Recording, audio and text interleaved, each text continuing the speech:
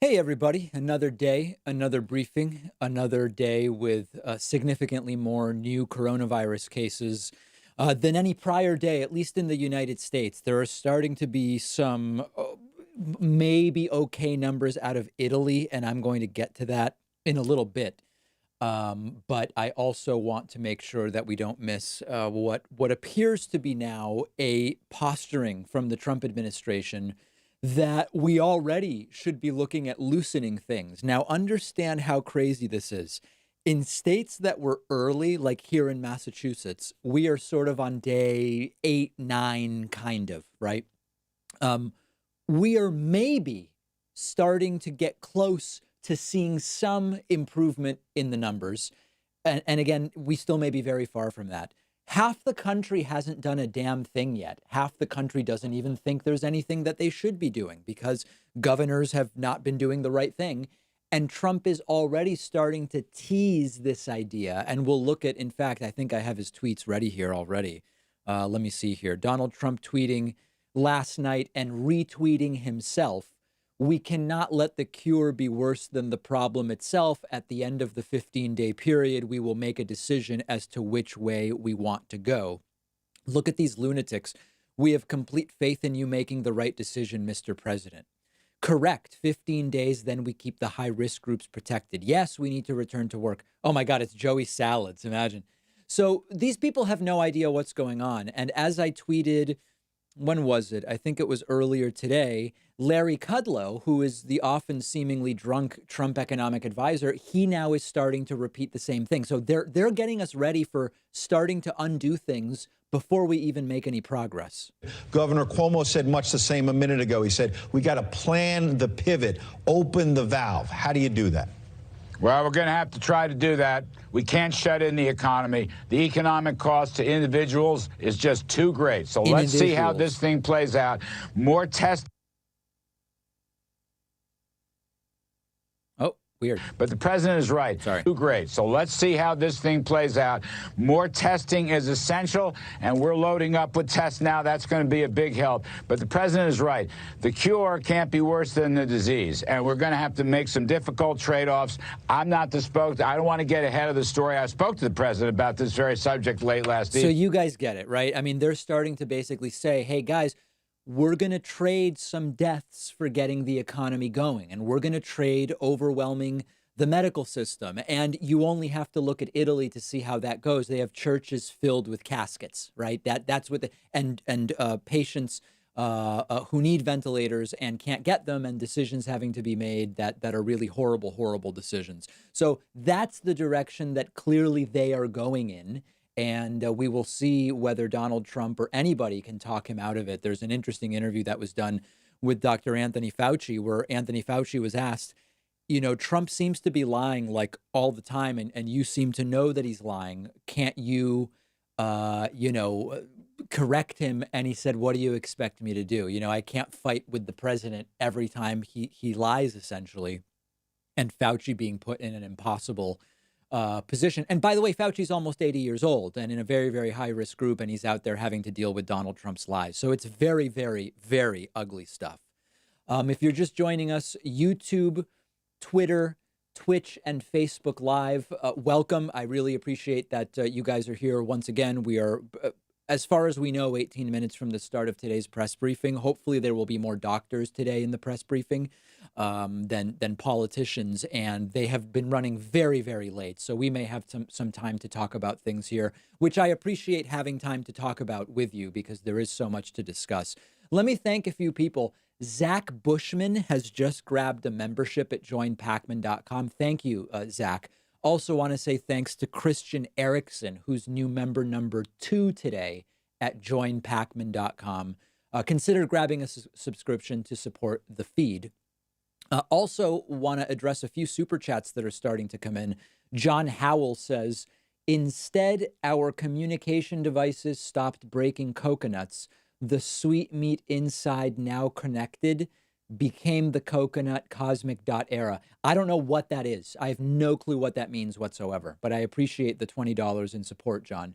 Also want to say thanks to Chet Peoples and Donna Williams for their contributions as well. if you have anything you want me to address or answer, feel free to use that super chat function. Over on Twitch, you can do much the same. Wheel Poi says with their Twitch Prime subscription, stay safe. That's what I'm doing. I'm barely leaving my house. And Ags66 has also subscribed with Twitch Prime. Okay, people have been asking me if I've been making any financial moves. Now, who cares what I do, right? I'm no expert. And certainly I don't want to give financial advice, but I'll tell you what I've done so far throughout this entire thing financially. One thing is I've moved, as people know, I own very few stocks. I just don't think I'm good at picking stocks. So I don't do it. I just buy index funds. I've been doing it for 15 years. That's really all I do. One of the things I did is I was a little bit overexposed to the US market and not enough internationally. So at the beginning of this, a couple of weeks ago, I did move some money from US total stock market index to international to sort of be, if other countries start to figure this out and the US doesn't, I want to be a little more exposed internationally and a little less so to the US.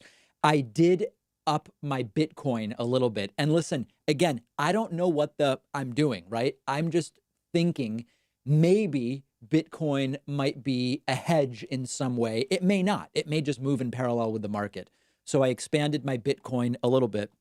And then I did buy four different stocks. Let's just see how they did today. I bought Live Nation. And the reason I did that is I felt that, oh, wow, it's up 10% today, even though the market was down. My thought was that the big decline that we've seen, because obviously live events, nothing is happening for now. My thought is eventually live events will be a thing. And I sort of considered it to be at a discount. Okay, so I bought Live Nation. None of this is financial advice. Okay, everybody has to figure out what makes sense for them. I did buy Bayer, Bayery. This is it right here. And the reason I did this is it's basically a chloroquine moonshot. They're one of the main manufacturers of chloroquine, which may possibly be a treatment. It may not. We're getting some horrible side effects reports as well from doctors in California. I bought some Bayer. My thought was worst case, it'll recover when everything else does. I bought Roku, the idea being like Netflix. Wow, up 20% today. That's nuts. The idea being Roku might do well because people are stuck at home watching stuff. So I bought Roku. And then lastly, I did buy Zoom. Now, importantly, Zoom is ZM. And that was up 20% today. I bought Zoom under the idea that a lot of people are going to be working from home. Now, hilariously or not, a lot of people believe that ZOOM is the Zoom people are trying to buy. But Zoom Technologies is a random company, and they're down 50% today. Why? People thought last week they were buying Zoom video conferencing when they bought this, and it went crazy. Over the weekend, everybody realized this is the wrong thing. And so now it has crashed 50%. So if you're trying to buy Zoom that we are all using for conferences, it's ZM, okay? Zoom Video Communications. That's the one that you should be looking at. And of course, I'm not telling you should be looking at that. I am merely telling you the moves that I made on the basis that maybe there's some way to salvage what appears to be increasingly a sort of Great Depression situation. Let me say thanks to a few other folks who just signed up at joinpacman.com. Ulas Sini is new member number 3 at joinpacman.com. And Chris Mann is new member number 4 today at joinpacman.com. Really appreciate that. If you're just joining us on YouTube, remember to hit like and subscribe. Very, very important. Like and subscribe really does help us out big time. Okay, other super chats coming in. Let me see here. Thanks to Jamal Swift, who says, hey, homie. Hey, Jamal. Great to see you. Ollie says, surprised POTUS and VP are together on crowded stage. Listen, the disease is getting very close to these guys. Trump's been tested. Pence and his wife have been tested. Rand Paul has it.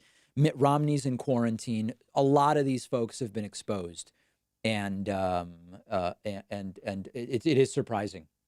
Jason the X has grabbed a YouTube subscription. Ren Holder says, I don't think I can listen to Trump ramble on again. Yeah, if you have to tune out when Trump starts, just hang until then, and I'll be answering questions and going over a few other things.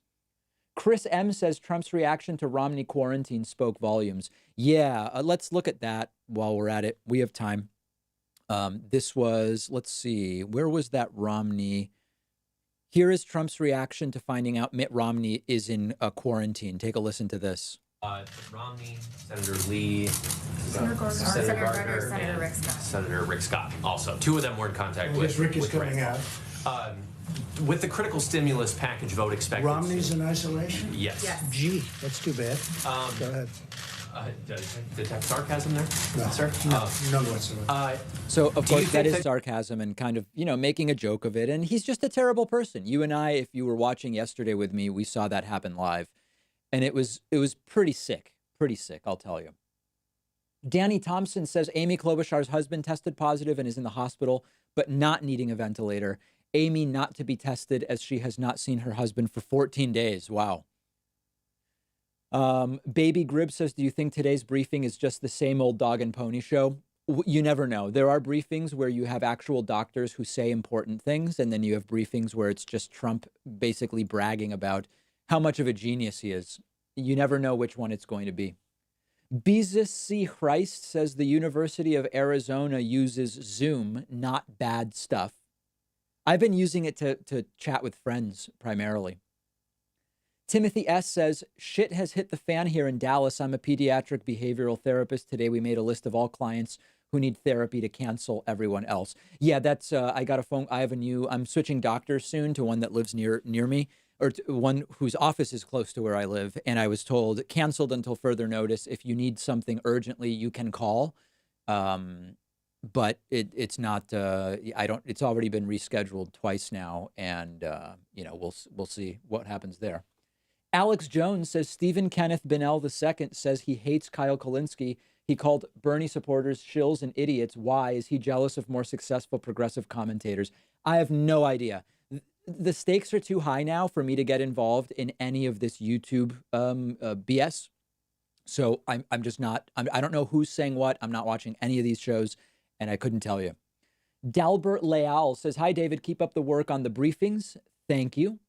Tyler 3000 says the UK is officially on lockdown. I just saw that and in fact tweeted about it. The right decision. And we just went on a stay-at-home order here in Massachusetts today. Now, basically, we've already been on one. The only real change I'm identifying is that all businesses that are non-essential now are being directed to close, whereas before it was bars and restaurants need to do takeout delivery only. No congregating in groups of more than 10. Now it's getting very much more real and very quickly. Jared Camberos says, do you have any info on COVID-19 reinfection? Yes. I know that there's a lot of rumors swirling around about people can get it twice. I've spoken to multiple doctors about this. We have an interview, 25 minutes, with some of the most common questions about COVID-19 with the top infection disease specialist at the University of Toronto, or I can't really do it the right way with the Canadian accent. But in any case, Isaac Bogosh answered so many of your questions. We're publishing that in a few hours. It appears as though, as with basically viruses in general, if you actually fight it off, you are immune for at least a year, up to potentially life. If it mutates significantly, there's the potential of reinfection in the future if it's essentially a different virus by the time it comes back. But the reports of reinfection appear to be people who were not actually recovered, or people who had false negatives and then tested positive and they were really positive all along, or people who did recover but then had a false positive. We are not seeing actual evidence right now of actual reinfection from people who truly were recovered. And that doesn't change what anybody should be doing, but it does tell us that this is like a virus where once you fight it off, you develop antibodies. It would be great to have an antibody test. And I talk about that with the doctor today in this interview that we're going to be publishing for sure. Okay, let me thank a few other people. Joshua Ausfall is new member number 5 today at joinpacman.com. Jennifer Hall is new member number 6 at joinpacman.com. Sean Callahan is new member number 7 at joinpacman.com. And Kamala Reichert is new member number 8 today at joinpacman.com. While you guys are here, I hope that folks are basically just staying at home. And I know that for a lot of people, that means boredom. So we had this idea back before impeachment started of doing a David Pakman Show chess tournament. I'm a very amateur chess player. I've played against some people in my audience. We have rescheduled that chess tournament for this Wednesday night at 8 p.m. Eastern. So you don't have to be an experienced player. It's open to anybody. We're going to be doing the chess tournament on leechess.org. So if you want, get an account on leechess.org. I'll be streaming my participation. So all of my games I will stream. It'll just be an hour tournament from 8 to 9 p.m. Eastern Wednesday night. I would love for you to participate. I'm very conservatively hoping we have 50 players, which would be really cool. And anybody who wants to can play. We will be tweeting out and obviously on stream, I will say what the link is. You can only create a tournament like an hour before, which is why I can't direct people anywhere now. But that'll be Wednesday night at 8 p.m. Eastern. We're doing everything we can to give people stuff to do rather than going out and possibly exposing themselves or others to the virus. So David Pakman Show chess tournament. And, let me see if I can reach this. As a gag gift for my birthday, because at the end of the year, producer Pat and I played one game of chess and I won. Right now, I am David Pakman Show chess champion, but the winner on Wednesday will get their own trophy, and we will that'll be the prize. We are giving away a trophy and probably a bunch of stuff from the David Pakman Show store as well. We have the very popular Data Mail T-shirt that people have been buying, so we'll put together like a package, a sizable stimulus package for the winner of the chess tournament on Wednesday. So anyway, participate, play. It's something to do. We're all just trying to responsibly, as they say, responsibly pass the time. And it's going to be, it'll be 3-minute games, 1 hour tournament, maybe an hour and a half or something like that. We'll see. I see people already telling me it's the wrong duration, so I apologize. Okay, what else did we want to talk about? Italy numbers. Okay. Let's refresh. So just while we've been talking, 400 new cases have been diagnosed. We always want to be very careful about making any optimistic statements, but we have some data from Italy that maybe is starting to turn around in the right direction, because what's going on in Italy is tragic. On March 21st, there were 6,500 new cases. On March 22nd, there were 5,500. That's a decline of 1,000 new cases. Today, so far, 4,800 new cases, which when it's added to the graph, if that goes final, will be another decrease. Italy needs to do it, okay? By the way, look at this total scam troll ad right here. It's crazy. So hopefully that is starting to turn around. Now, tragically, another 600 deaths in Italy today. If you look at the daily deaths, that also would be a decrease for 2 days in a row. Italy had almost 800 people die 2 days ago. 650 died yesterday. If indeed this number is final, 601, that will be 3 days, 2 days really, during which we saw a decrease in new cases in Italy and a decrease in deaths in Italy. It's early. We don't know yet, but that's something. Meanwhile, the numbers in the U.S. are horrible. Now, of course, remember that the numbers in the U.S., we have a much larger population than many of these countries. It's important to understand the concept of per capita. But the real concern in the U.S. is this. It's the speed with which the cases are accelerating. Now, of course, if you bring on new testing at a disproportionately fast rate, what a disgusting earwax ad. I'm sorry about that. Let me scroll down. I think it's going to be time. I'm sort of against ad blocker on principle because we depend on ad revenue, but these ads are getting absolutely disgusting. I'm going to have to do something about that. The acceleration is sick. So, we are in for the long haul here in the United States. Active cases going up, and of course, deaths also. And deaths are not related to testing. Deaths are related to serious cases that are leading to people dying, and everything is increasing faster and faster in the United States, and that is bad. That is very, very bad. We'll follow it day to day. And again, you really need at least a few days to be able to start making identify trends, so to speak. Let me say thanks to Britton Mangum. Britton Mangum is new member number 9 today at joinpacman.com. Very much appreciate everybody who has picked up memberships.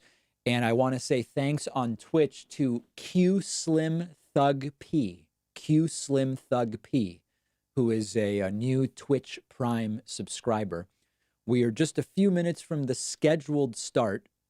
That's all we know. They've been pretty late on these pretty consistently. If you're just joining us on YouTube, please do me the favor of hitting that like button and also hit that subscribe button.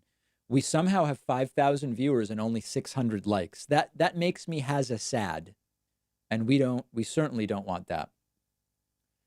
Daniel Krieger says Senate is disgraceful right now. Yep. Again, today on the program, and I'm not going to redo all this stuff because we're publishing clips throughout the day on it, but I did a list of what should have been done already. And ahead of time, there should have been a negotiation and a framework for what are we going to provide. Now they're just arguing. Democrats aren't going forward because they say it's essentially a Republican slush fund for Steve Mnuchin to administer, which it is. It's an absolute disgusting mess, and it's just people who are suffering as a result. Charlie says, "Do you think Fauci will attend today?" I hope so. I hope so. We need some logic and reason at these briefings. A. Wright says, "Do you think we enter the Great Depression #2?" I don't know. Anybody pretending to know is merely guessing. Christy J says, "Is it mental illness or is it ego which makes Trump uncontrollable? What are your thoughts?" I don't know, but he is out of control. And tomorrow, I'm already planning a segment on not Trump's lies so far as president, because that's like 16,000. Not Trump's lies on the virus so far, because that's in the hundreds. It will be just Trump's lies about coronavirus over the last 48 hours. And that alone needs so much unpacking to sort of fight the spread of disinformation. Quirky Quips says, looks like we're going live soon. All right, look, we are one step closer to going live. That's good. Let me see here. I missed it. Where was Quirky Quip says, "A lady said she doesn't have the patience to wash for 20 seconds. New patient wishes she washed to 'I will survive' for 20 seconds. Yeah. Nobody has the time to wash your hands 20 seconds until you get the virus. Taika says, "Any guess on how many tremenduses we hear today? Thanks for the content." So yesterday I asked people to keep track of how many times Trump used the word tremendous, and a couple people emailed me that he used it 21 times during yesterday's briefing. I guess we can, let's put the over under at 21, assuming that was yesterday's count, and see whether Trump does more or less of that today. Steve Spedunakis says, "What's the deal with Pelosi and her stalling the GOP stimulus bill?" Well, importantly, this is a double-edged sword. We don't want to stall the bill, but the bill is being set up as a slush fund for Steve Mnuchin to hand out cash to companies that Trump likes. That's not going to help the average person. And so it's a very disgusting situation because the American people lose and the economy loses. The stock market today was actually doing okay. If we go back and look at the Dow intraday, if you look at the Dow intraday, there was actually a period during which it was doing okay. And then it ended up falling off a cliff, and it was just an absolute and total mess. Let me see if I can get a better, easier to read chart. Yeah, and actually that's weird because minus 582. This doesn't make it seem like there was a period during which it was up, but I vividly remember that there was. Maybe this doesn't make it clear what the open, what the previous close was, rather. It just shows us where the open was. But every day that this is delayed is a bad day for small business. It's a bad day for the average American. You get closer to starting to see the mortgage industry implode, people not being able to pay mortgages. And all of this has follow-on effects that are extraordinarily problematic. They've got to get it done. Got to get it done. Maybe tomorrow, maybe not. Jackson says that person just lied about what Destiny said. He didn't say all Bernie supporters are shills or idiots. He complained specifically about the toxic online community. He does hate Kyle, but that's reasonable. Yeah, again, I'm not even reacting to this stuff because I don't even know if people are telling me what's going on, and it doesn't matter. Erythropathak says, why the F is it snowing now? It is snowing here in Boston, but it is winter. Oh, no, it's spring, actually. No, that's not even true. Is it spring? Yeah, it's spring. I don't know. Not a meteorologist myself. Kevin Sellers says, thanks, Dave, for your stream. Dumb Donald can never be trusted. Alex D says, can anyone stop the pharmaceutical price gouging this drugs? I don't know. It's sick what's going on. Jeff, the god of biscuits, says Rand Paul not quarantining is no worse than someone who's knowingly exposed to HIV, still having unprotected sex while waiting test results. Yeah, the word is that Rand Paul, between having the test and getting a positive result, went to the Senate gym or something like that. Walter says, do you think the 15-day plan was communicated properly to people? No. People seem to have no idea when it even started. Right, it wasn't strong enough. Trump's acting like we're in the middle of a deep hunkering down, after which we might be able to all come out. Half the country's not doing a damn thing yet. When half the country hasn't even started the isolation, it's going to be very difficult to imagine that it will succeed. And we will see what Trump has planned for a week from now. Okay, yes, people are asking, am I still giving away free stuff? Every 5 members, we give away an item from the online store to one of those 5 folks. So for new members 1 to 5 today at joinpacman.com, one of those 5 people will get an email after the stream saying you won the free item. For members 6 through 10, if and when we get to 10, every 5 memberships, we're giving away a free item. And by far the most popular item these days is the Data Mail t-shirt. And the designer of the shirt also is going to come up with a different graph color for the red shirt so that the contrast will be better. We haven't sold any red shirts. I think you can tell why. It didn't quite work on that one. The most popular color, heather gray, followed by a banana cream, love banana cream, and then the white shirt. I ordered a white one. I'm still waiting on delivery. I'll probably start wearing it during the streams once it comes in. But yes, we will keep giving away free stuff as people sign up. BC says 67 days for 100,000 cases, 11 for the second 100,000 cases, 4 for the third 100,000 cases. That is called viral growth. That is what it is. Dinkins says, hi, David, what's your take on how governors are responding to the virus, specifically Cuomo and Pritzker? I don't know that much about Pritzker. Cuomo seems to be generally handling it well. I've not been able to watch everybody's briefings, but I think that if this is going to be solved sooner than later, it's heavily going to depend on governors, because what we're getting from Trump is trash. You could put it right in the garbage can. Alex Jones says, Destiny called you an idiot communist. What are your thoughts? Again, I have no reason to believe that that's what Steven said. And he knows I'm not a communist. It would be very surprising to me if he said that. But once again, I am not going to comment on things I haven't seen or don't watch. Awesome Gaming says, what do you think about U.S. unemployment rate may skyrocket to 30%? I heard 20% as a worst case. I don't know.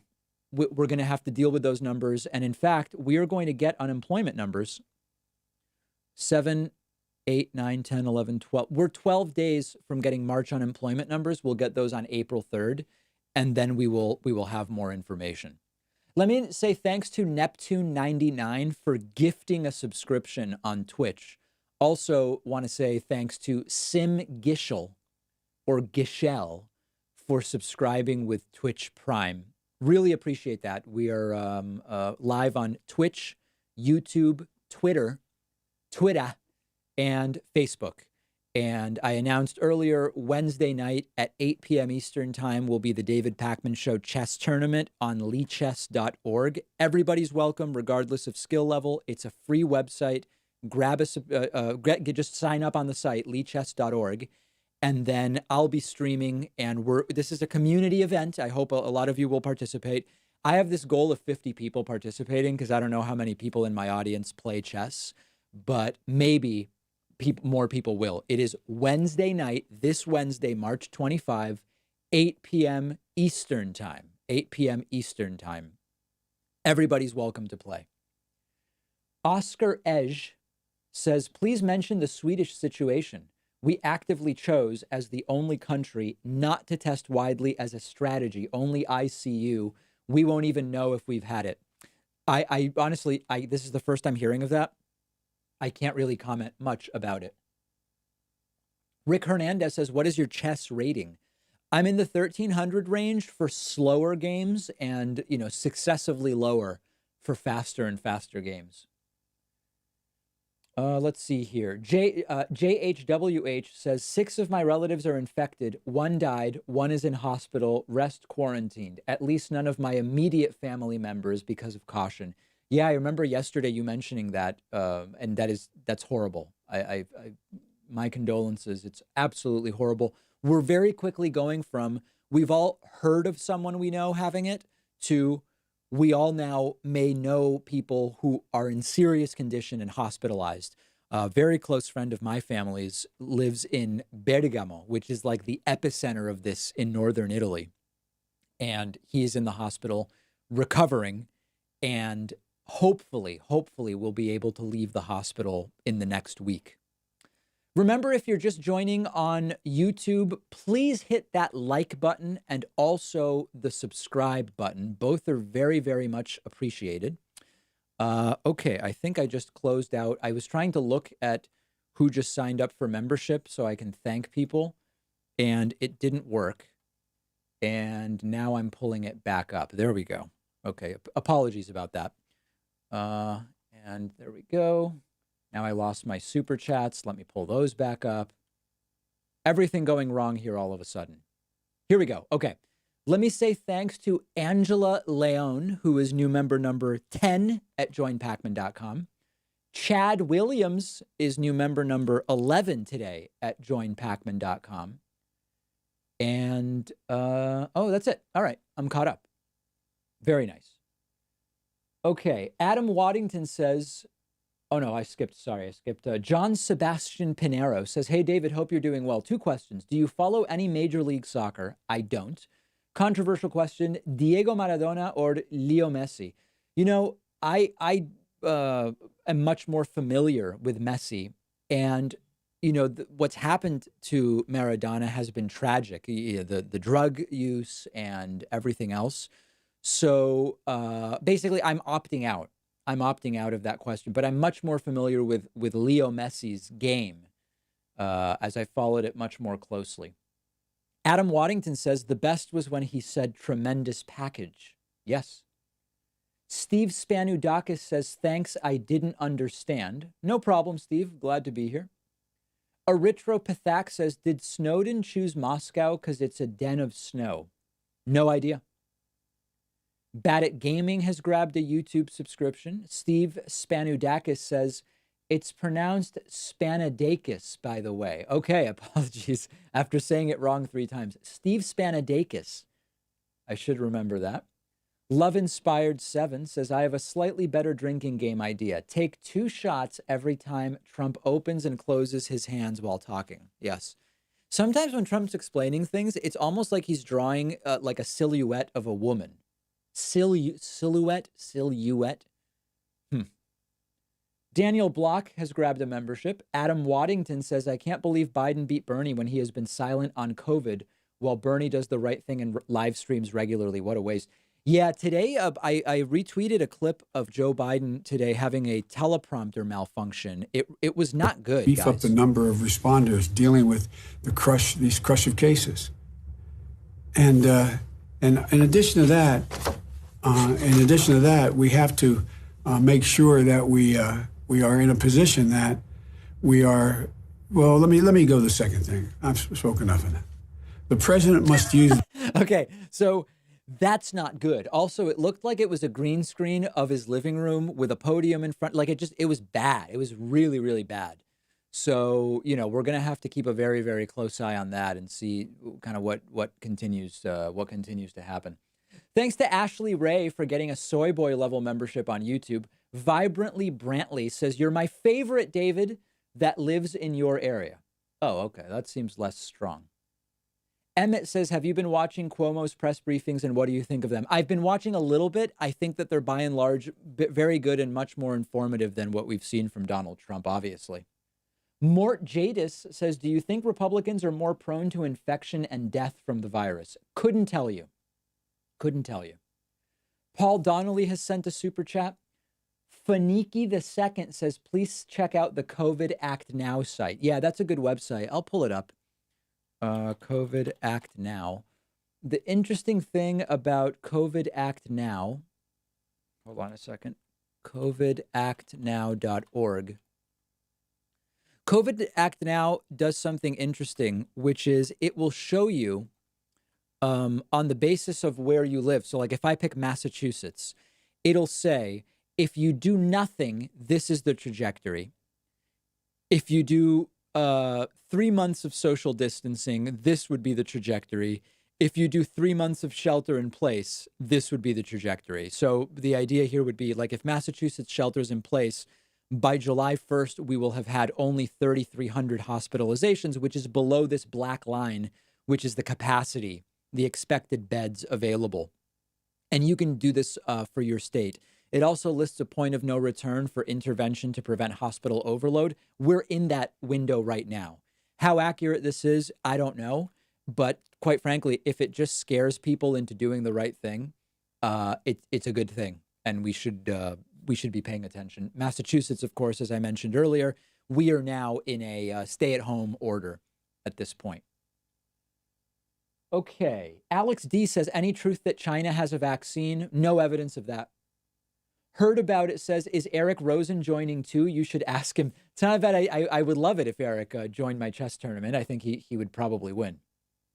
Farmer Kip says, "What is the time format for the chess tourney?" I'm thinking 3+2. I'm willing to be convinced one way or the other. 3+2 seems like it would be a good format for a tournament that will be 60 to 90 minutes long, so that it's not like crazy long, but people can still get a fair number of games in. That's my thought as of right now. 3-2 or 5-2.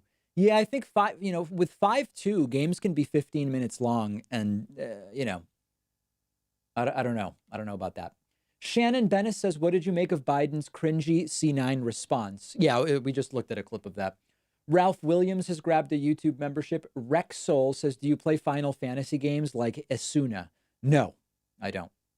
Luke Thuan says, "Do you feel Governor Baker is doing enough to slow the spread? Should he be ordering more businesses to close and issuing a real shelter in place?" Well, today, Charlie Baker issued all non-essential businesses should close. Now, if you're saying that there should be fewer types of businesses listed as non-essential, that's a different sort of question. But I think he's doing a pretty good job. Let me say thank you to Robin Ann Smith, who's new member number 12 today at joinpacman.com. Ellen Klashka Espiau is new member number 13 at joinpacman.com. And I also want to say thank you to, oh no, that's it. Okay. Am I caught up there? I am caught up. Appreciate that very much. Okay, we are 17 minutes past the scheduled start time for today's press conference. As usual, they tend to start very, very late. We do have live video and people have been slowly filing into the room, so hopefully it will start soon.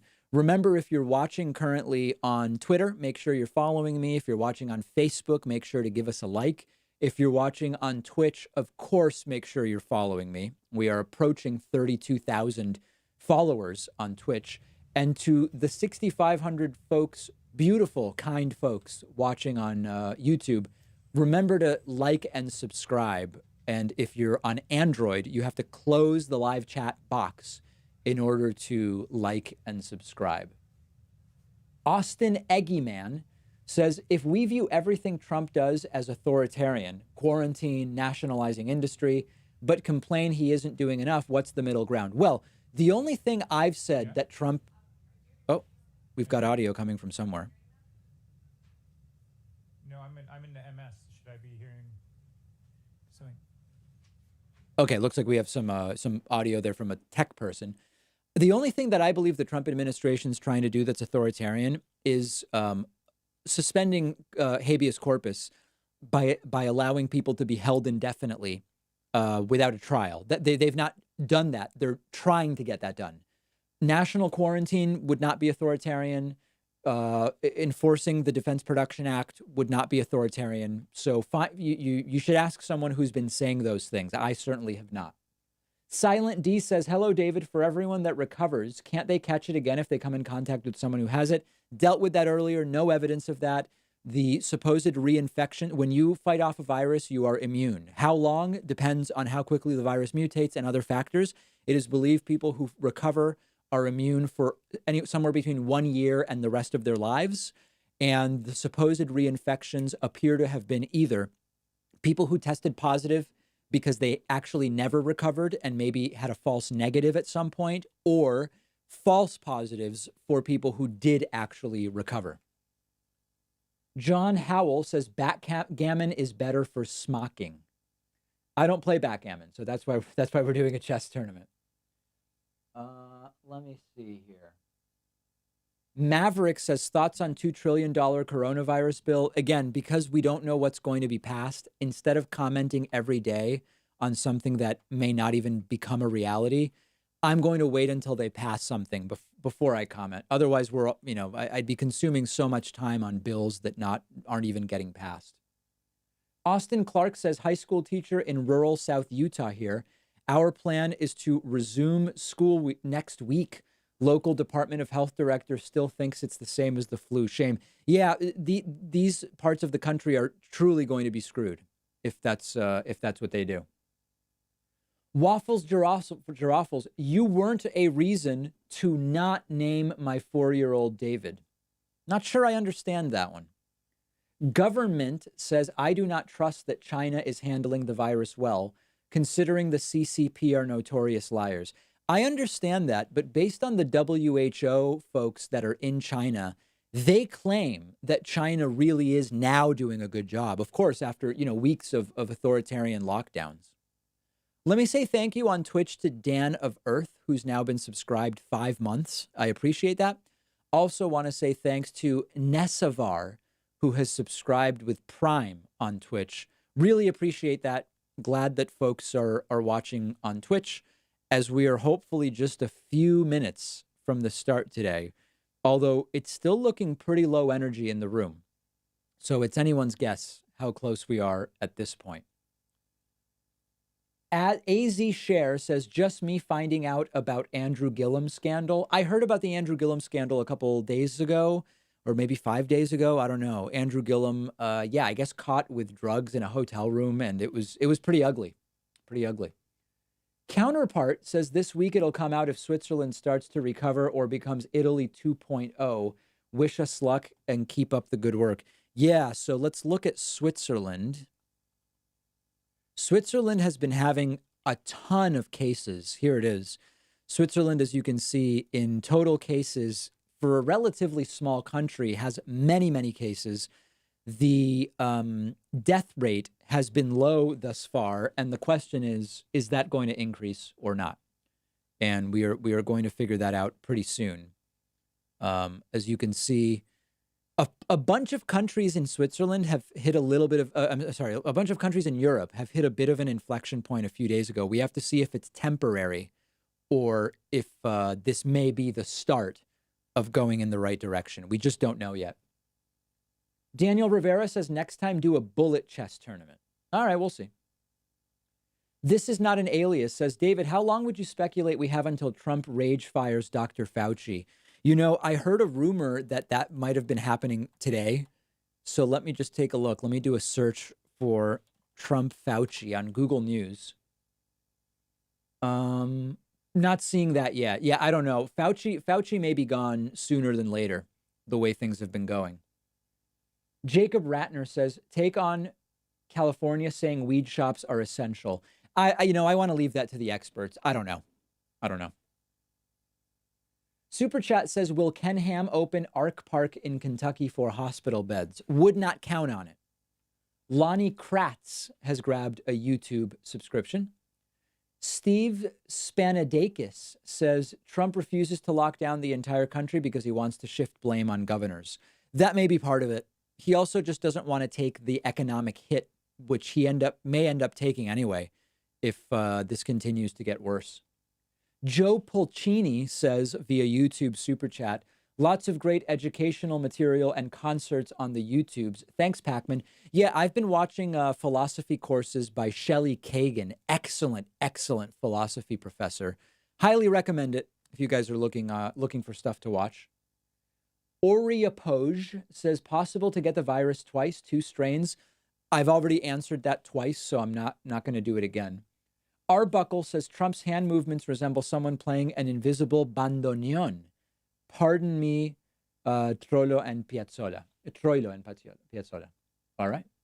Vitruvian Man says, Fed is spend infinite money to buy stock assets. Why do corporations need a bailout? It's just not enough, would be the argument. They need to do all of the above. Devin says, why can't we just shoot the corona in the legs?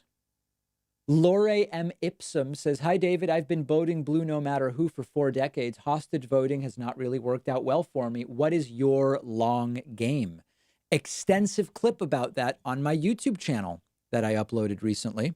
As the room starts to fill up here, I will remind you, we are at 13 of 25 new members, the best way to support these streams, and we've been doing them every day. We haven't missed a day for a while at this point, is to grab a membership at joinpacman.com. It's quick, it's easy, it feels good, and most importantly, you can save 66% with that wacky coupon code 2020NOW.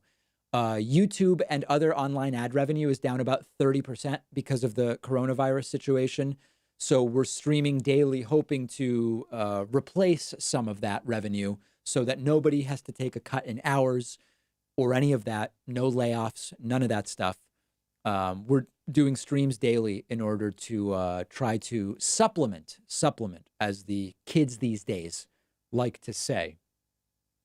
Any Ghosts says, since we know official government COVID case numbers are often massaged, would it be possible for your team to track and disseminate more useful metrics? I watched a video on a prepper's channel, and he tracks cases of undiagnosed pneumonia, occupied ICU beds versus capacity, and upticks in pretty crime. I assume you mean petty crime, which he mentioned was increasing due to social anxiety. You don't even need to do that. There are actually a lot of people on YouTube who are doing pretty good estimates of how the official case number relates to the real case number. So that's already being done, and by people far better at math than I am.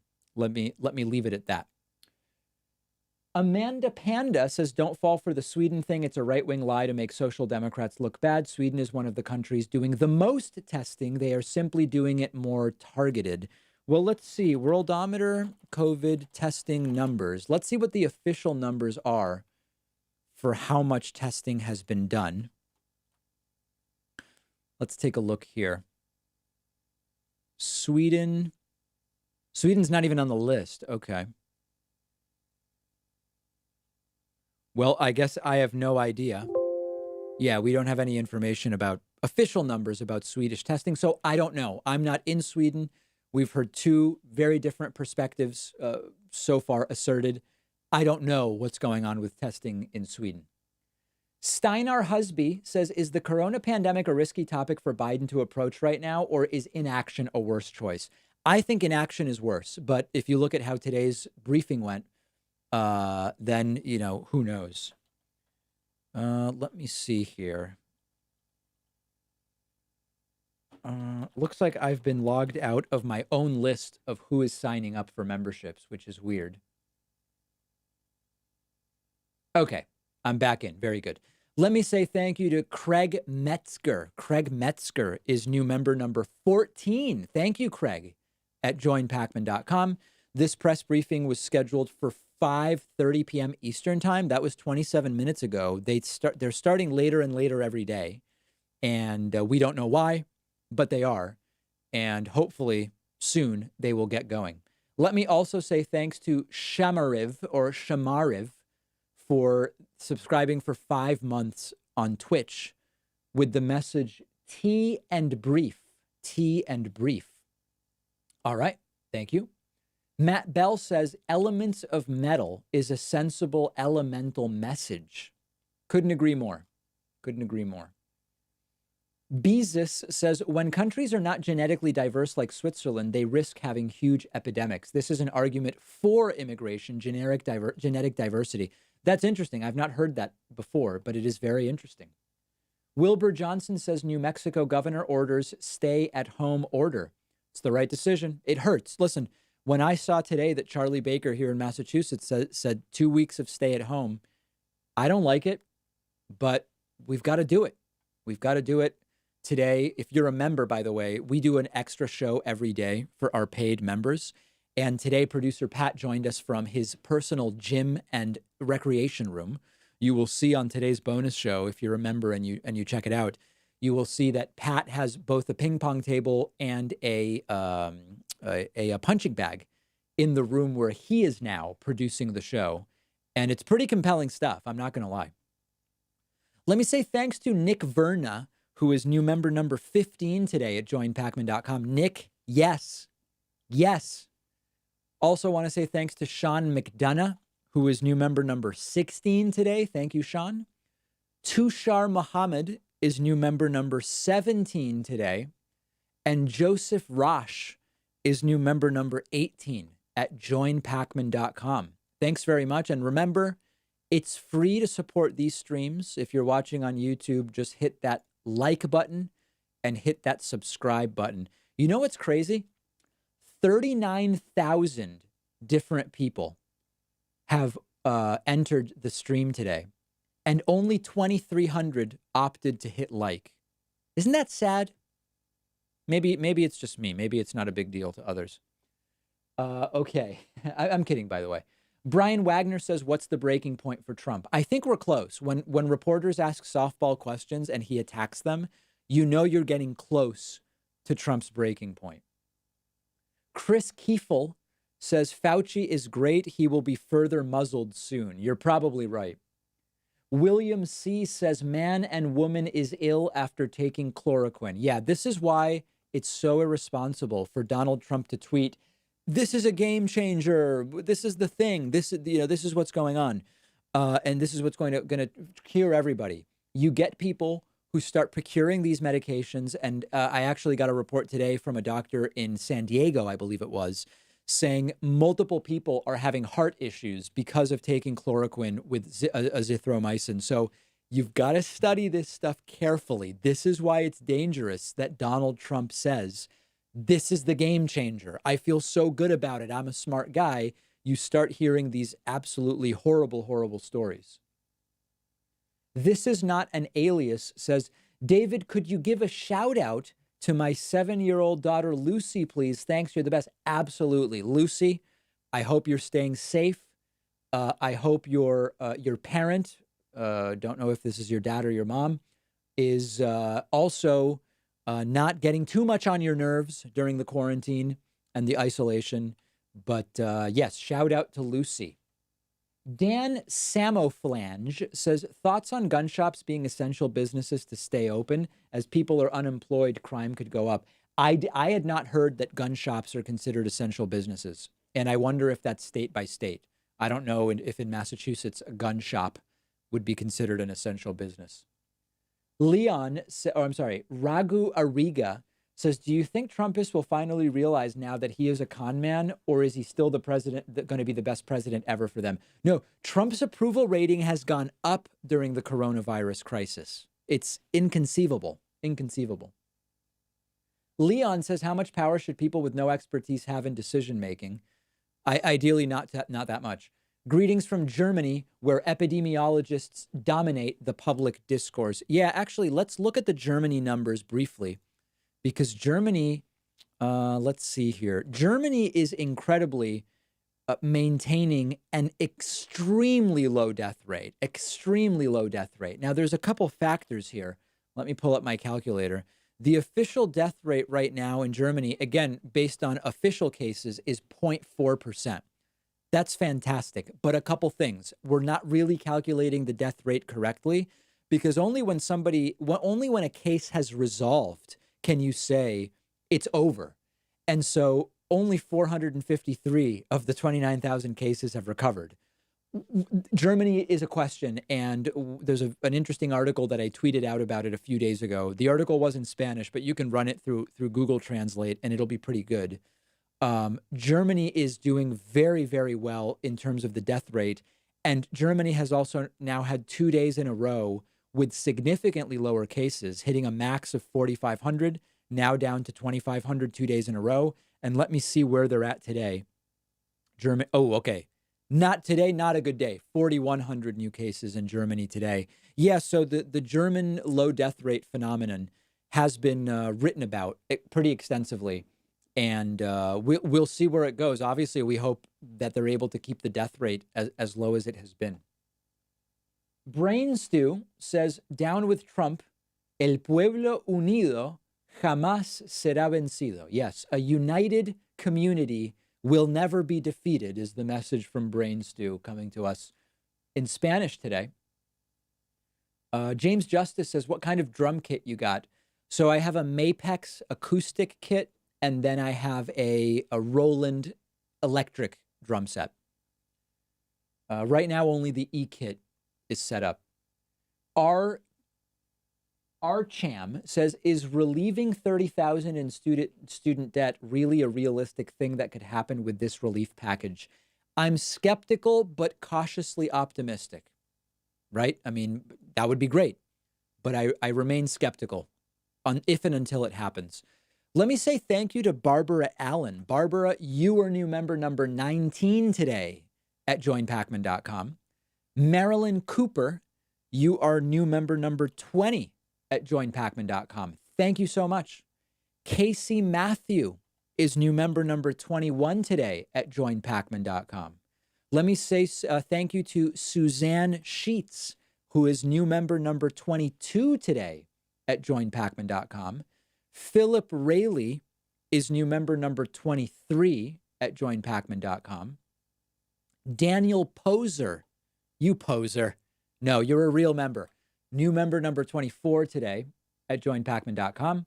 Also want to say thanks to Thomas Glenstrup, who is new member number 25.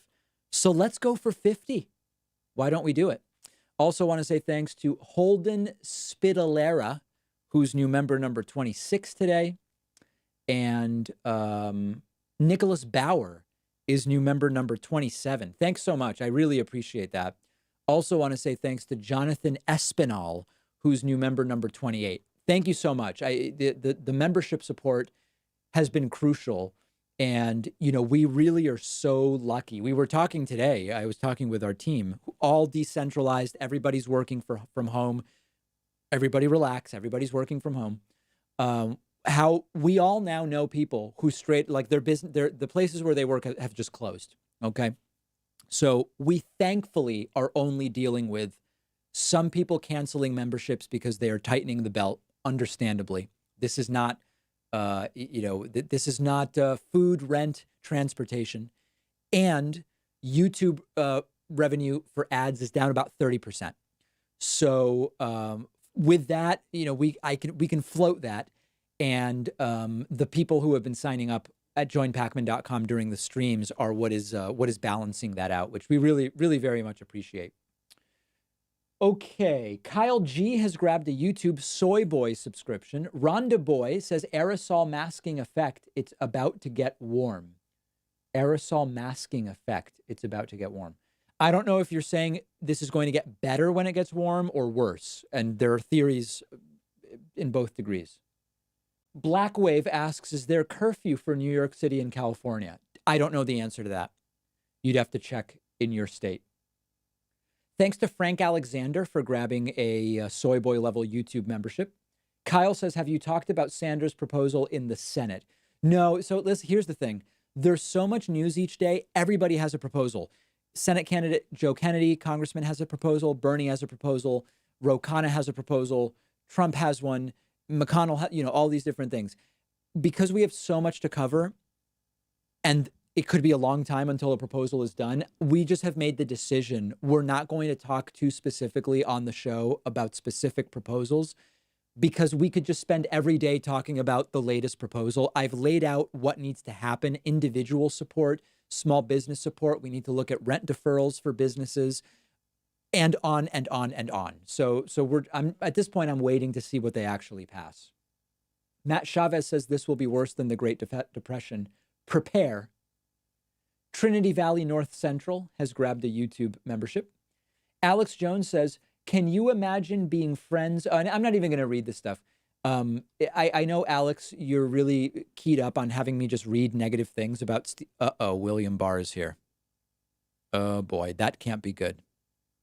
I'm not gonna just read things about Destiny, which then you probably are gonna get him to react to, and that's not we're not doing that.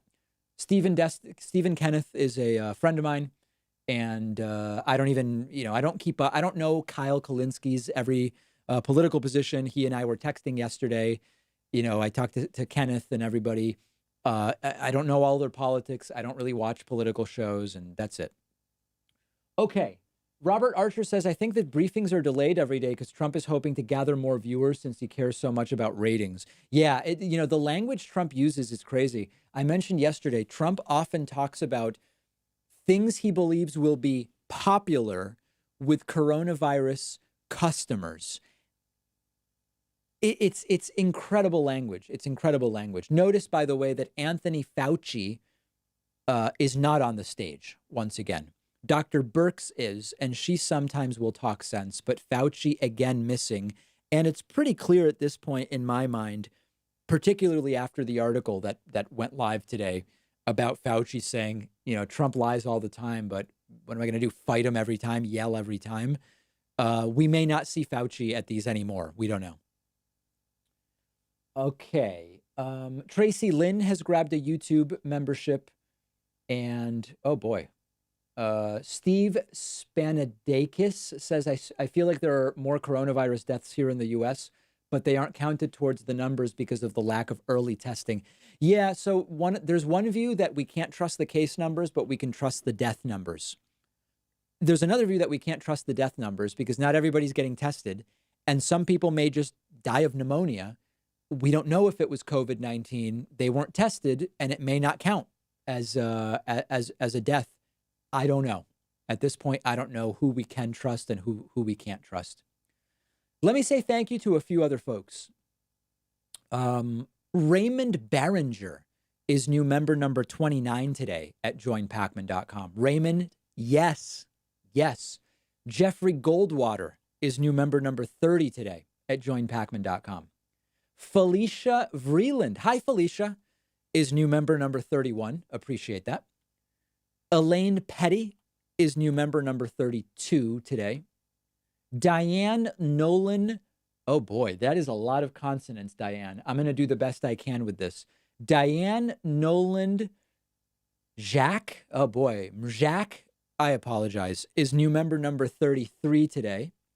Troy Caldwell is new member number 34. And Samuel Menard is number 35. Here is Trump. Let's see what we got.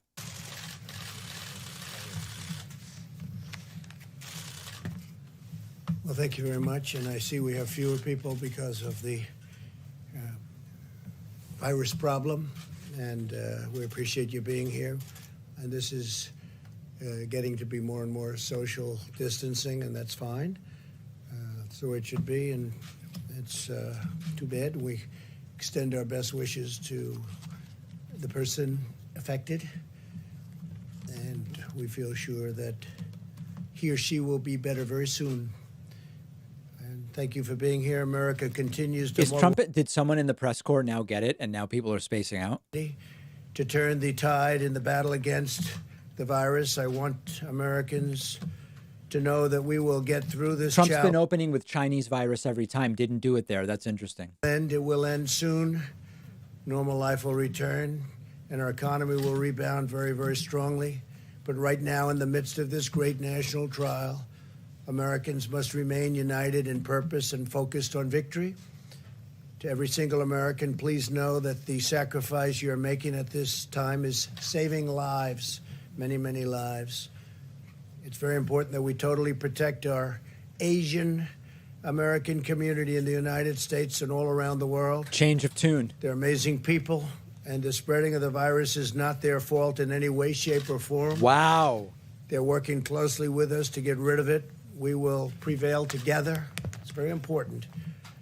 From the beginning, we have been working closely with our nation's best scientists and medical professionals, and we will continue to do so until we have defeated the virus.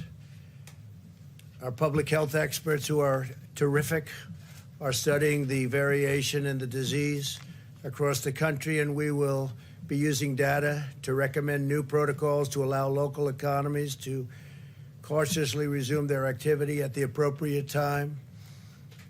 We also have a large team working on what the next steps will be once the medical community gives a region the okay, meaning the okay to get going, to get back. Let's go to work. Our country wasn't built to be shut down. This is not a country that was built for this. It was not built to be shut down. My administration continues to work with Democrats and Republicans to reach an agreement on an urgent relief bill for the millions of American workers and small businesses and large businesses that were badly affected by the medical difficulty that we've had. A medical difficulty. If you had a viable business in January, we are committed to ensuring the same is true in the coming weeks. In fact, we want to make it even better than it was before, and we're doing things to help in that regard. America will again and soon be open for business, very soon, a lot sooner than 3 or 4 months that somebody was suggesting. A lot sooner. We cannot let the cure be worse than the problem itself. We're not going to let the cure be worse than the problem.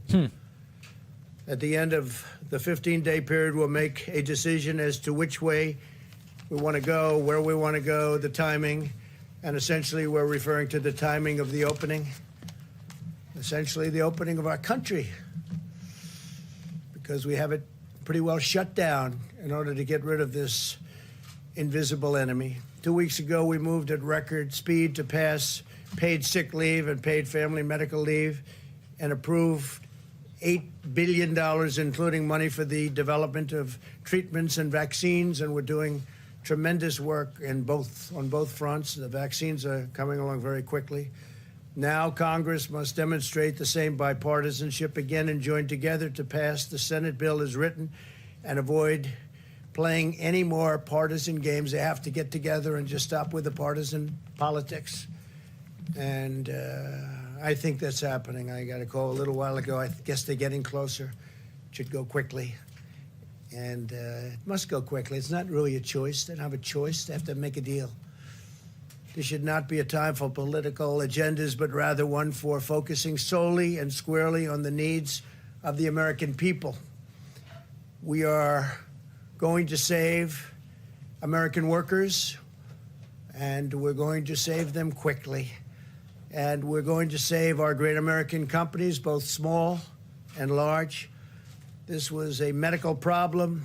We are not going to let it turn into a long-lasting financial problem. It started out as a purely medical problem, and it's not going to go beyond that. We're just not going to allow that to happen. Our country was at its strongest financial point. We've never had an economy like we had just a few weeks ago, and then it got hit with something that nobody could have ever thought possible. And we are fixing it. We're fixing it quickly. And I want to just thank the American people for what they've been through and what they're doing. Not inspiring Our country confidence. will be stronger than ever before, and we fully anticipate that, and it won't be that long. Let me provide you with an update on critical supplies. FEMA is distributing 8 million N95 respirator masks and 13.3 million surgical masks across the country right now. focusing on the areas with the greatest need. We've shipped 73 pallets of personal protective equipment to New York City and 36 pallets to the state of Washington. In the past 96 hours, FEMA has also received donations of approximately 6.5 million masks. We're having millions and millions of masks made as we speak, and other personal protective equipment, which we will be distributing to medical hotspots. We're focused on some of the hotspots.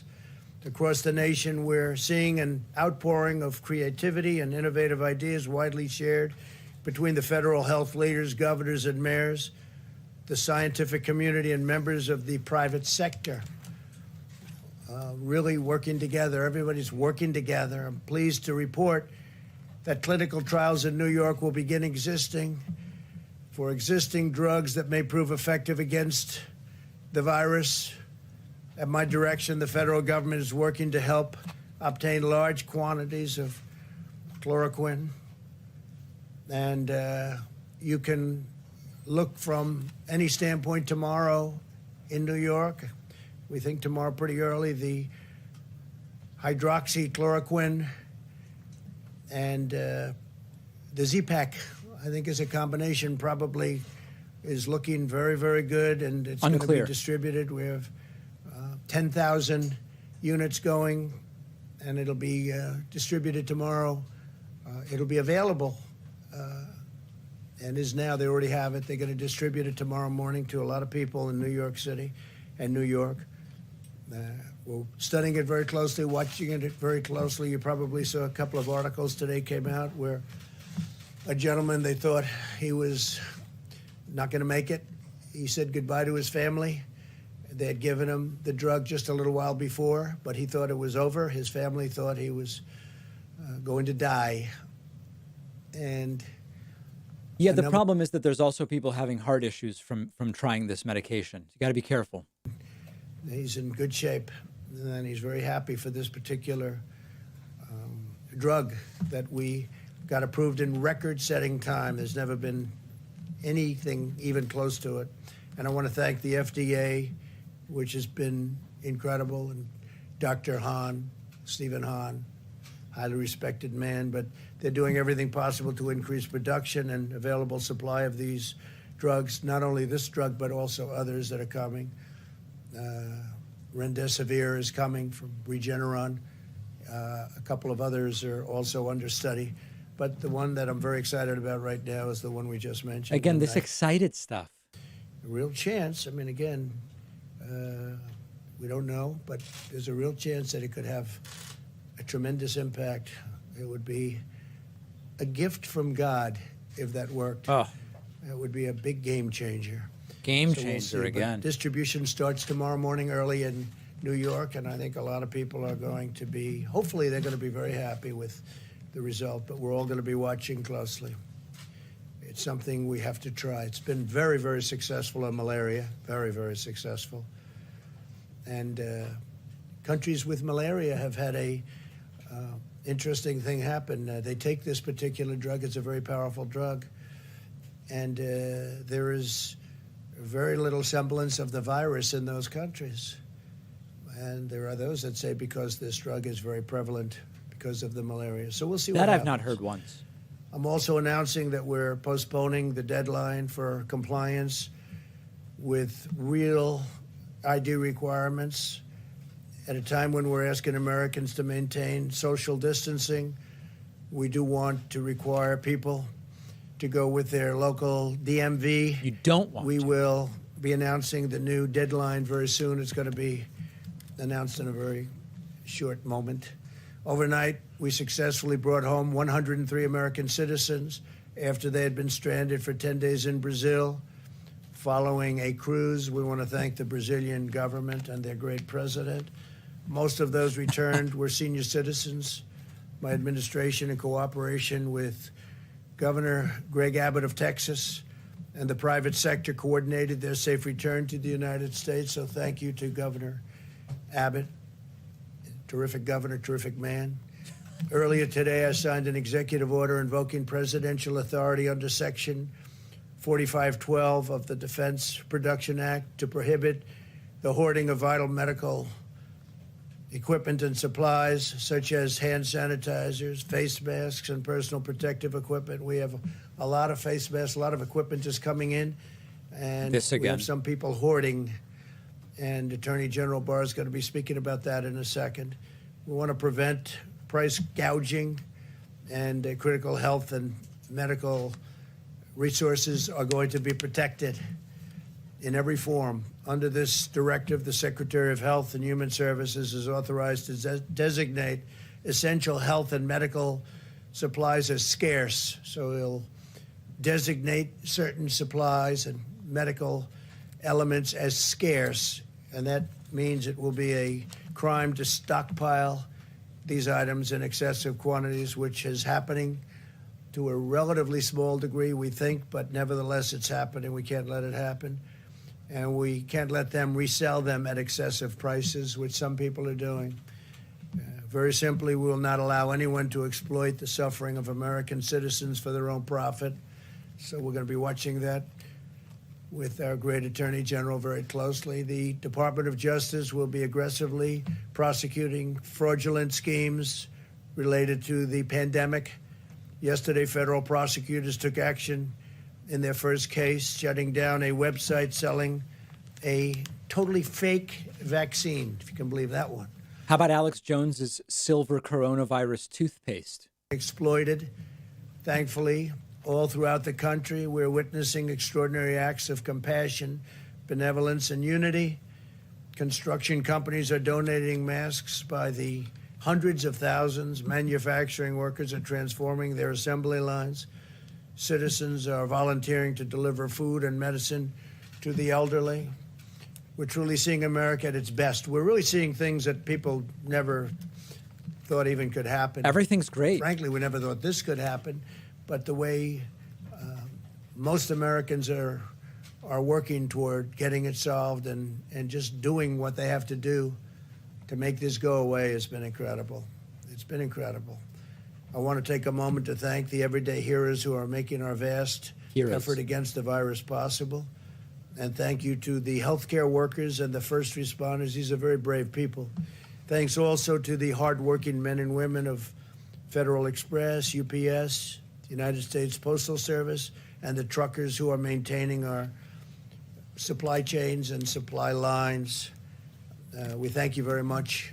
Great job.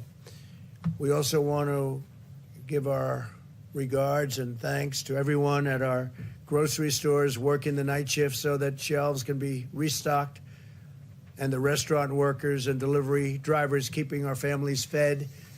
So many of these restaurants, it's incredible. They're doing service where people come and they pick it up, delivery. I mean, it's been incredible what they've been doing. Yeah.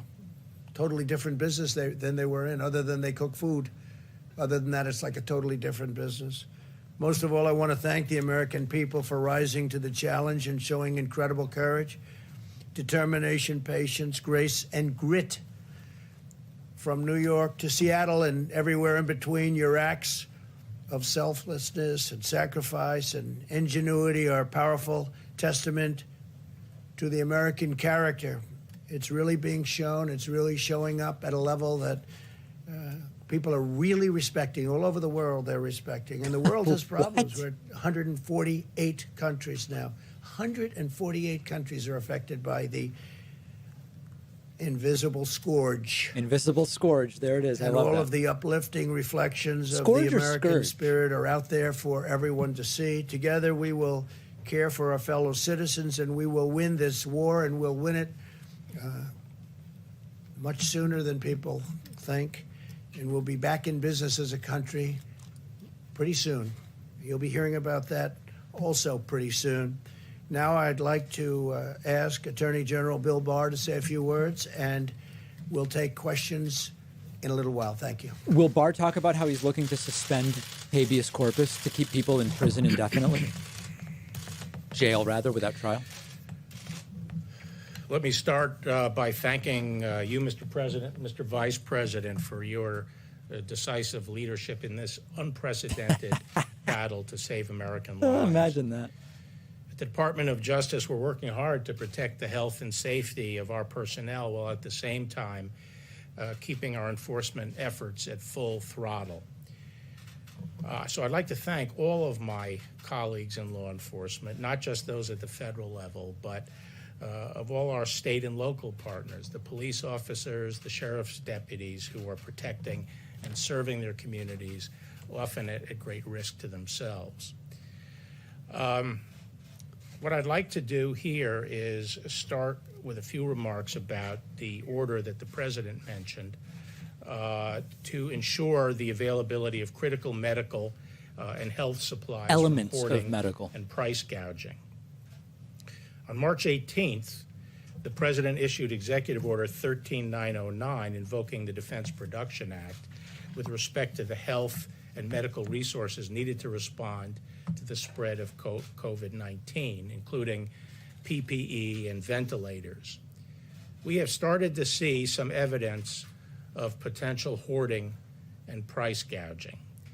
And so earlier today, the President signed a second executive order providing the authority to address, if it becomes necessary, hoarding that threatens the supply of those necessary health and medical resources. Under Section 102 of the Defense Production Act, the President is authorized to prohibit the hoarding of needed resources by designating those materials as scarce or as materials whose supply would be threatened by persons accumulating excessive amounts. Once specific materials are so designated, persons are prohibited from accumulating those items in excess of reasonable personal or business needs or for the purpose of selling them in excess of prevailing market prices. It is a crime to engage in prohibited activity.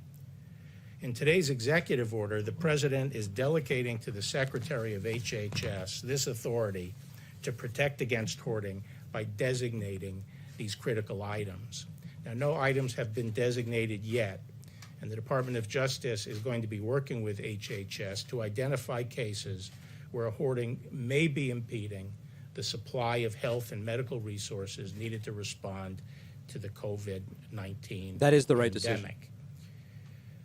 Today, we convened our first task force meeting, a national task force that will be working on these supply chain issues and specifically on the problem of hoarding and price gouging. And we are designating in each of our 93 United States Attorney's offices a lead prosecutor who will be responsible in that district for pursuing these cases.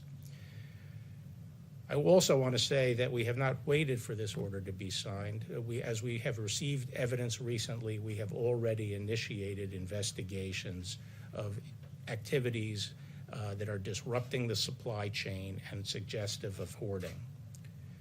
I want to stress that we're not talking about consumers or businesses stockpiling supplies for their own operations. We're talking about people hoarding these goods and materials on an industrial scale for the purpose of manipulating the market and ultimately deriving windfall profits. If you have a big supply of toilet paper in your house, this is not something you have to worry about. Oh, But good. if you are sitting on a warehouse with masks, surgical masks, you will be hearing a knock on your door. So with that, Mr. President, I'll turn it back to you. Thank you very much. Thanks, Bill. Deborah, please. This may be the most relevant Thank you, thing we Mr. hear. Vice President. To start, I want to really thank all the ministers of health around the world who have been sending us their data despite the fight that they're in themselves, particularly our European colleagues.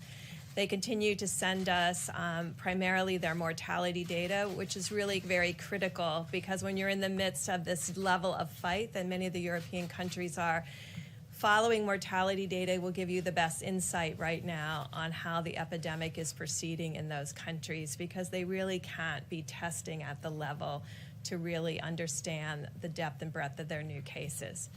In the mortality data that has been provided to us, there has been no child under 15 that has succumbed to the virus in Europe. There was the one 14-year-old in China. So we still see that there is less severity in children. And so that should be reassuring to the moms and dads out there. To Generation Z and to my millennial colleagues who have been really at the forefront of many of these responses, less than 1% of all the mortality is less than 50.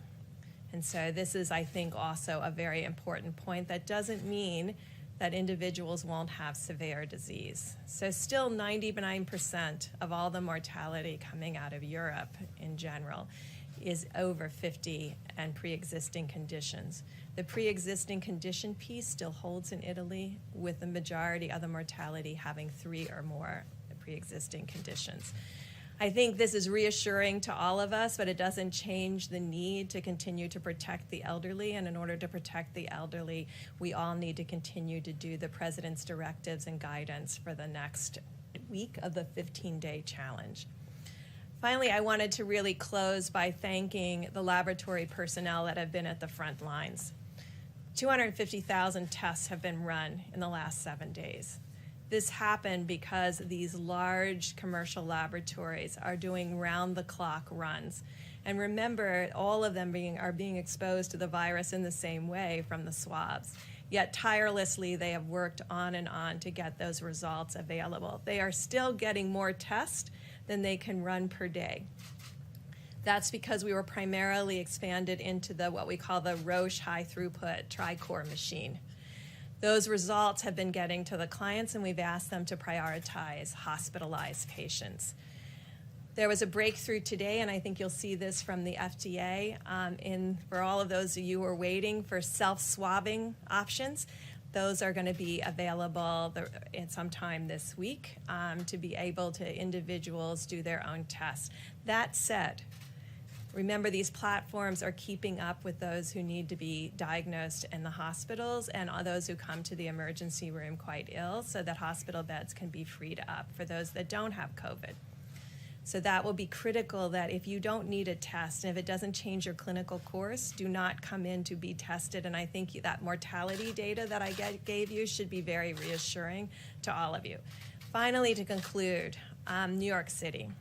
The New York metro area of New Jersey, New York City, and parts of Long Island have an attack rate close to 1 in 1,000. This is 5 times what the other areas are seeing.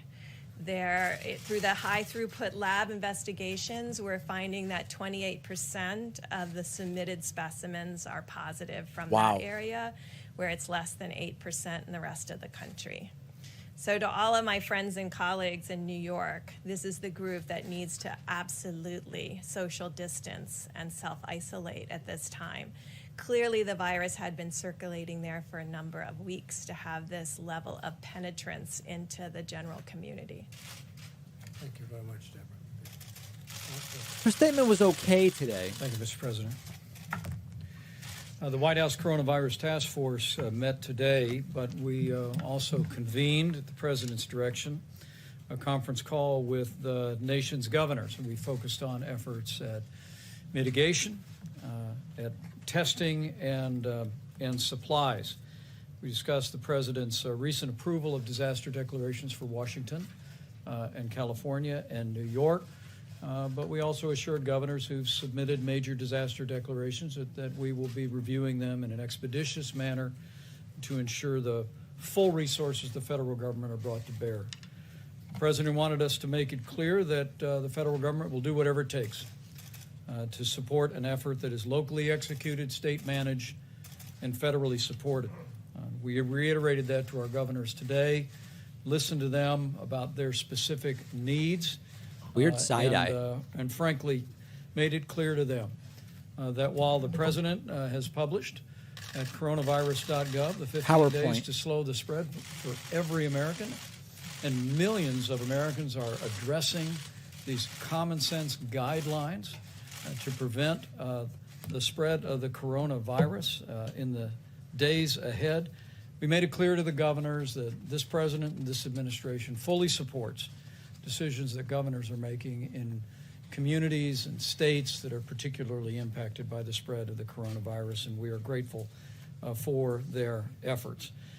We also spoke to the governors about the importance of the legislation that is currently being negotiated on Capitol Hill and asked them to encourage members of the House and the Senate to move very quickly. The bill that is currently being negotiated, the President said that he believes will be resolved soon, and we're encouraged by it. Will speed direct payments to families. The average family of four will receive $3,000 directly. There'll be payroll subsidies for small businesses around America to keep people on the payroll while they might be required to stay home, unemployment insurance benefits, assistance to hospitals and major industries, and we continue to urge the Congress to act. Notice how weirdly Trump stands, kind of like hinged forward. If you see it from the side, it's weird. Subject of testing, we reiterated our thanks to states across the country that are rapidly expanding testing at drive-through sites and at community sites.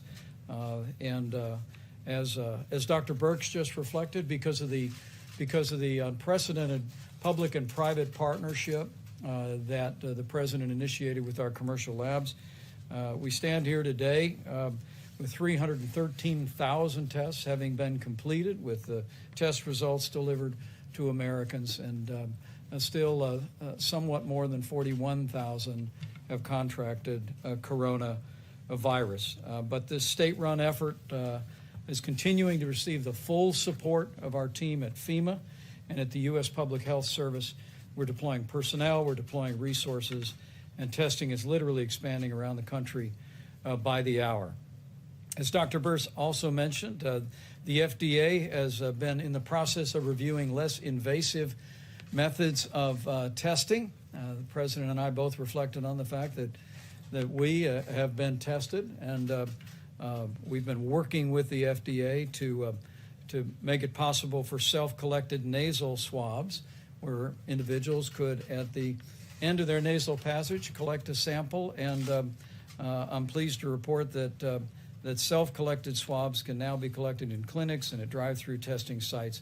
This will expedite the testing process, of course, but it will also reduce the risk to healthcare providers for exposure to the coronavirus, and it will minimize the drain on personal protective equipment. With the current test that goes pretty significantly up the nasal passage, people have to wear gear and then change out the gear. And this new self-administered test will actually not require the drain on, if that's true, it's on great personal news. protective equipment, and it's all a part of our effort, as Admiral Polovchek will discuss in just a few moments. As people are pointing out in the chat, though, you want to make sure that that test is just as accurate. But to meet them with efforts at conservation as well. On the subject of testing, it's important to remember, as the old book said, it is not the healthy who need a doctor, but the sick. And so if you don't have symptoms, you don't need to get a coronavirus test. We encourage every American to adhere to that so that the testing resources are available for people that are symptomatic. We also will be issuing today from Health and Human Services new guidance to direct all commercial labs to prioritize testing for hospitalized patients. And that guidance is going out tonight. We also reminded the governors today that all state laboratories, all hospital laboratories, are now required by law to report the results of coronavirus tests to the CDC. On the subject of supplies, in our meeting today at FEMA, we received a report of the new supply chain Stabilization Task Force. Rear Admiral John Polovchek is leading that up at FEMA, and the task force is working to identify medical supplies that exist in the marketplace today, to evaluate the national stockpile, and also working with industries around the country to produce even more of the critical medical supplies. And as the President said, businesses across America are stepping up, and maybe as never before in our history. 3M, in fact, has diverted 500,000 N95 masks from commercial customers, and they're being delivered today to New York and Seattle. Facebook, we would acknowledge, has donated their emergency reserve of over 700,000 N95 masks to healthcare workers, and these are just a few examples of the generosity of businesses. We're also seeing companies step forward to repurpose their manufacturing facilities to create It is ventilators. interesting that Facebook, a company of 40,000 employees, has 700,000 masks, given that they run a social network. It's interesting. We also discussed with the governors a real breakthrough on the availability of ventilators. We called on the governors to survey all outpatient surgical centers and hospital operating rooms, because surgical ventilators that anesthesiologists use, because of an FDA decision rendered this last weekend, those can be easily converted now to ventilators that can be used for people struggling with severe illness from the coronavirus. And so we called on our governors in conversations with state leaders to survey all of their surgical centers and hospital operating rooms to identify that equipment, and with the new FDA guidelines, they'll be able to convert those to help meet the needs of ventilators across the country. We are now 8 days into the president's 15 days to slow the spread. And the American people are rising to the challenge. We're doing this. But in the days that remain between now and the end of the 15 days, we're going to need every American to take this seriously. Listen to your state and local health authorities, where there may be additional and stronger guidance in areas where the coronavirus spread has been more severe. But for every American, know that the part that you do, that your family does, that you do in your community to put into practice these principles of social distancing, using a drive-through at the local restaurant, will make an enormous difference in lowering the trajectory of the coronavirus spreading across our country. It's going to take all of us, but with the ongoing cooperation of the American people, with compassion, with the ingenuity of American industry, with dedicated leadership at the state and federal level, I know that we can slow the spread, we can protect our most vulnerable, and we will heal our land. Thanks, Mike. Admiral, please. Thank you, Mr. Vice President. So I'm Rear Admiral John Polofchek. I'm the Supply Chain Task Force Lead at FEMA. My task is to increase the supply of critical medical supplies, which include personal protective equipment and ventilators, items like that. I just want to take a few moments to explain the organization that we've stood up this week, these last few days, and our approach. So you have a chart behind me. I have two focus leads, one on personal protective equipment, medical supplies, and a focus lead on ventilators. Operating under 4 lines of effort. First line of effort you see is preservation, and the leaders tonight have talked about that ability to make our stuff last longer. Acceleration. We have a team of people that are searching the globe for personal protective equipment, figuring out where it is, figuring out if we need to buy it or just transport it and get it here faster. We have a line of effort called reallocation. We're working with our industry partners to illuminate the supply chain. There are many vendors, many distributors, all on separate systems. Nobody has one site picture for that supply chain. We've brought our industry partners in. We're weaving that together to make better allocation decisions and understand where it is and where it needs to go. We have a line called expansion. You've heard some of that today. If those that have wanted to convert plants, those that want to get into the business, we have the tools to help them to go do that. So 2 focus areas right now, PPE and ventilators, 4 lines of effort working the problem of the task to get more here and increase the supplies. Thank you very much. Thank you very much. Thank you, Mr. President. If I could, the Washington Post is reporting that the total deaths today crossed 100 for the first time. This morning, your Surgeon General on the Today Show said he wanted Americans to understand that this is going to get really bad. Do you share that prognosis? Of course I do. It's going to be bad, and we have a lot of people dying from the flu, as you know. We have a very bad flu season on top of everything else. It's very bad. It looks like it could be over 50,000. And certainly this is going to be bad, and we're trying to make it so that it's much, much less bad. And that's what we're doing. I think we're doing a very good job of it. If you look at other countries, what they've been through, and you look at the kind of numbers and compare them to ours, which is a much larger They're just a country week than ahead, most, that's all.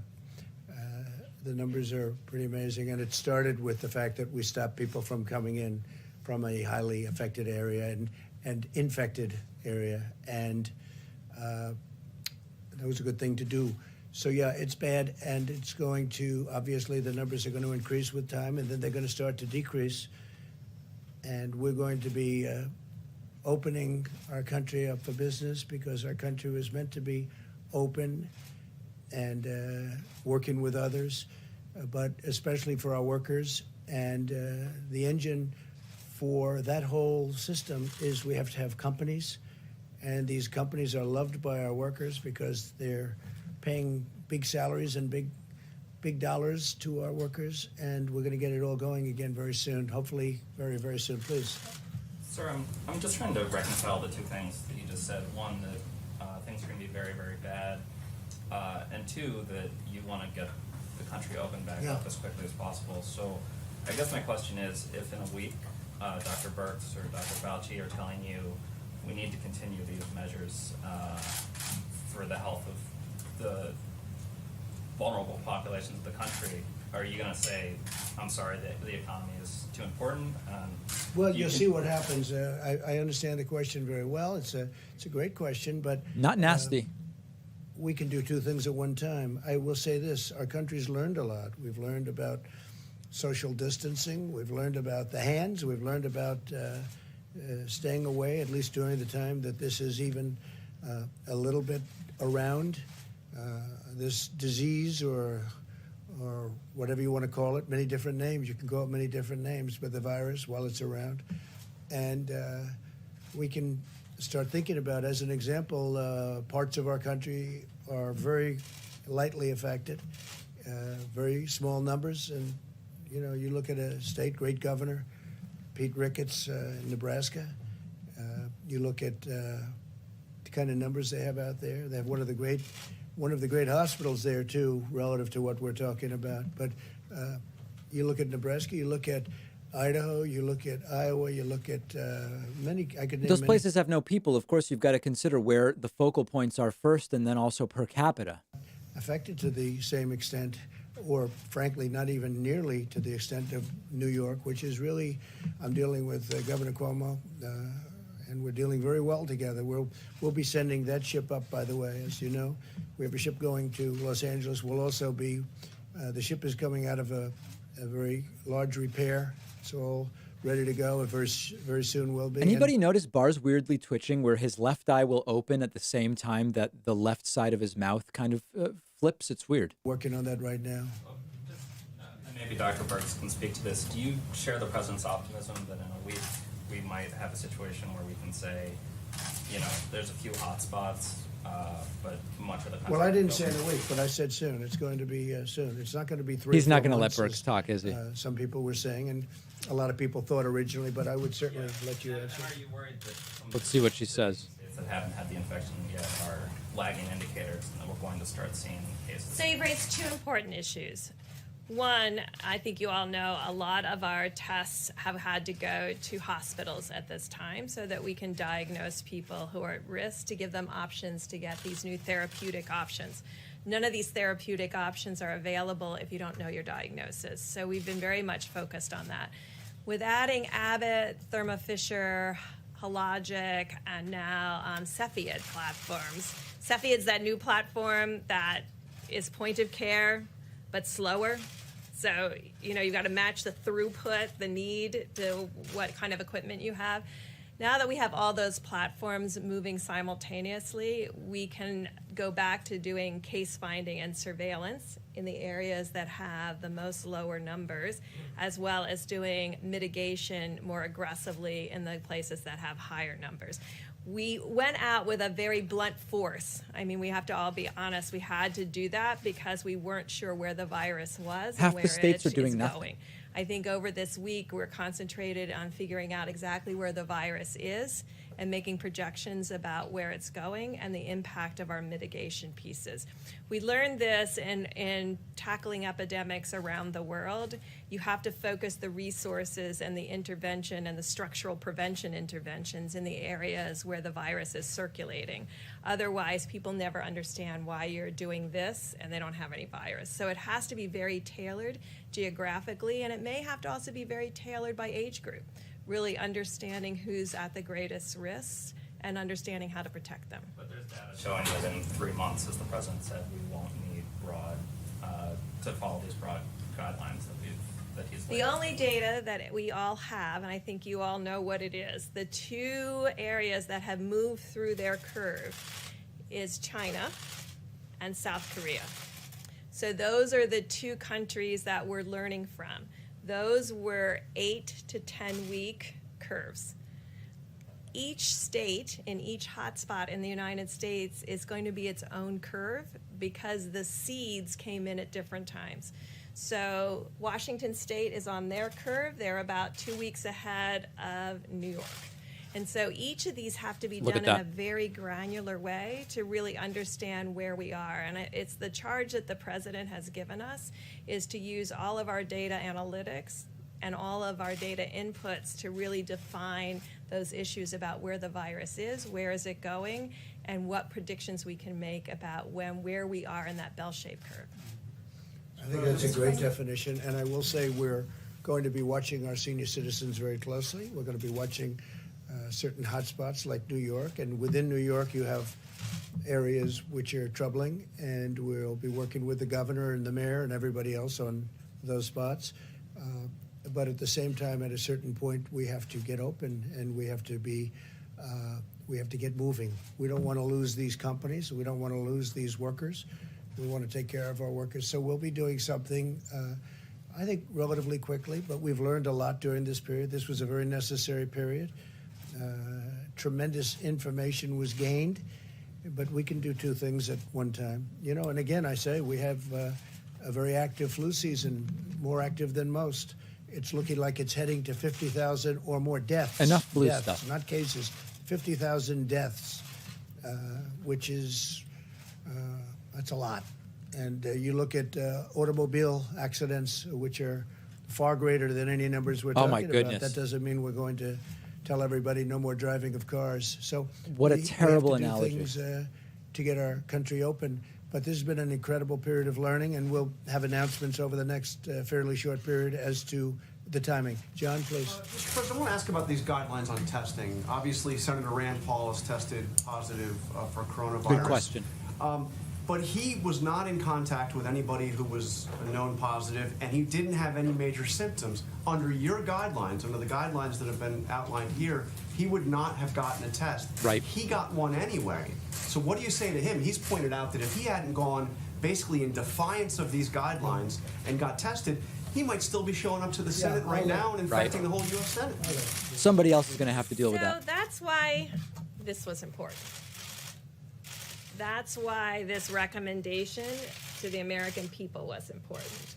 Because we have been saying that there is a level of asymptomatic or mild spread. And that's why each person has to be responsible. Each person has to be responsible in the way that they decrease their interaction with others, the 6 feet, and you're all very social distance, so thank you. But also They're all assuming standing together, that though. everyone that you're interacting with could be positive. And that gets into the hand washing piece, and that gets into the other piece we talked about is surfaces. I think until we really figure out the respiratory transmission versus the surface transmission, and this hard surface transmission, not fabric, will be really critical, because that is a way the virus could spread on subways or metros, where people would be holding on to things that other people had recently held on to. So that's the real question. But if we can just keep with the example of Rand Paul, and obviously there are many other people that would be in a similar situation, but just keep with this one example. If he hadn't gotten that test, he would still be showing up to the Senate every day, to his place of work. If he had You been wouldn't want that, following would these you? guidelines, he wouldn't have been infecting others because of the social distancing, washing your hands, doing everything that we talked about. So we've talked about also how people make choices because of their jobs, that they have to come in. You'll notice I was not here over the weekend. I think this is the part that we really need to take personal responsibility for. Saturday, I had a little low-grade fever. Oh, no. So, actually, probably a GI thing. But, you know, I'm meticulous. Why is she there? I'm a physician. What I on looked it earth? up. I ended up piggy banking. I'm from Walter Reed, so I got a test late Saturday night, and I'm negative. I stayed home another day just This is getting weird, guys. I'm not going just to to lie. make sure. That's how we protect one another. So, you know, unless everybody's taking their temperature every day, we can't say that he had no What's symptoms. going on These are here? the kinds of things that we have to do for one another. This is the personal responsibility that I'm talking about, that we all have to practice. And Mr. President, when you say you don't want the cure to be worse than the problem itself, so are you saying that if we kept these measures that we're doing now in place for a couple of months, Well, they will be in place. At some point, we're going to open up our country, and it's going to be fairly soon. Weeks or months? Because you seem to be I'm not leaning more looking towards- at months. I can tell you right now. We're going to be opening up our country, and we're going to be watching certain areas, and we're going to be practicing everything that Deborah's referring to right here. I mean, we're going to be watching this very closely, but you can't keep it closed for the next, for years.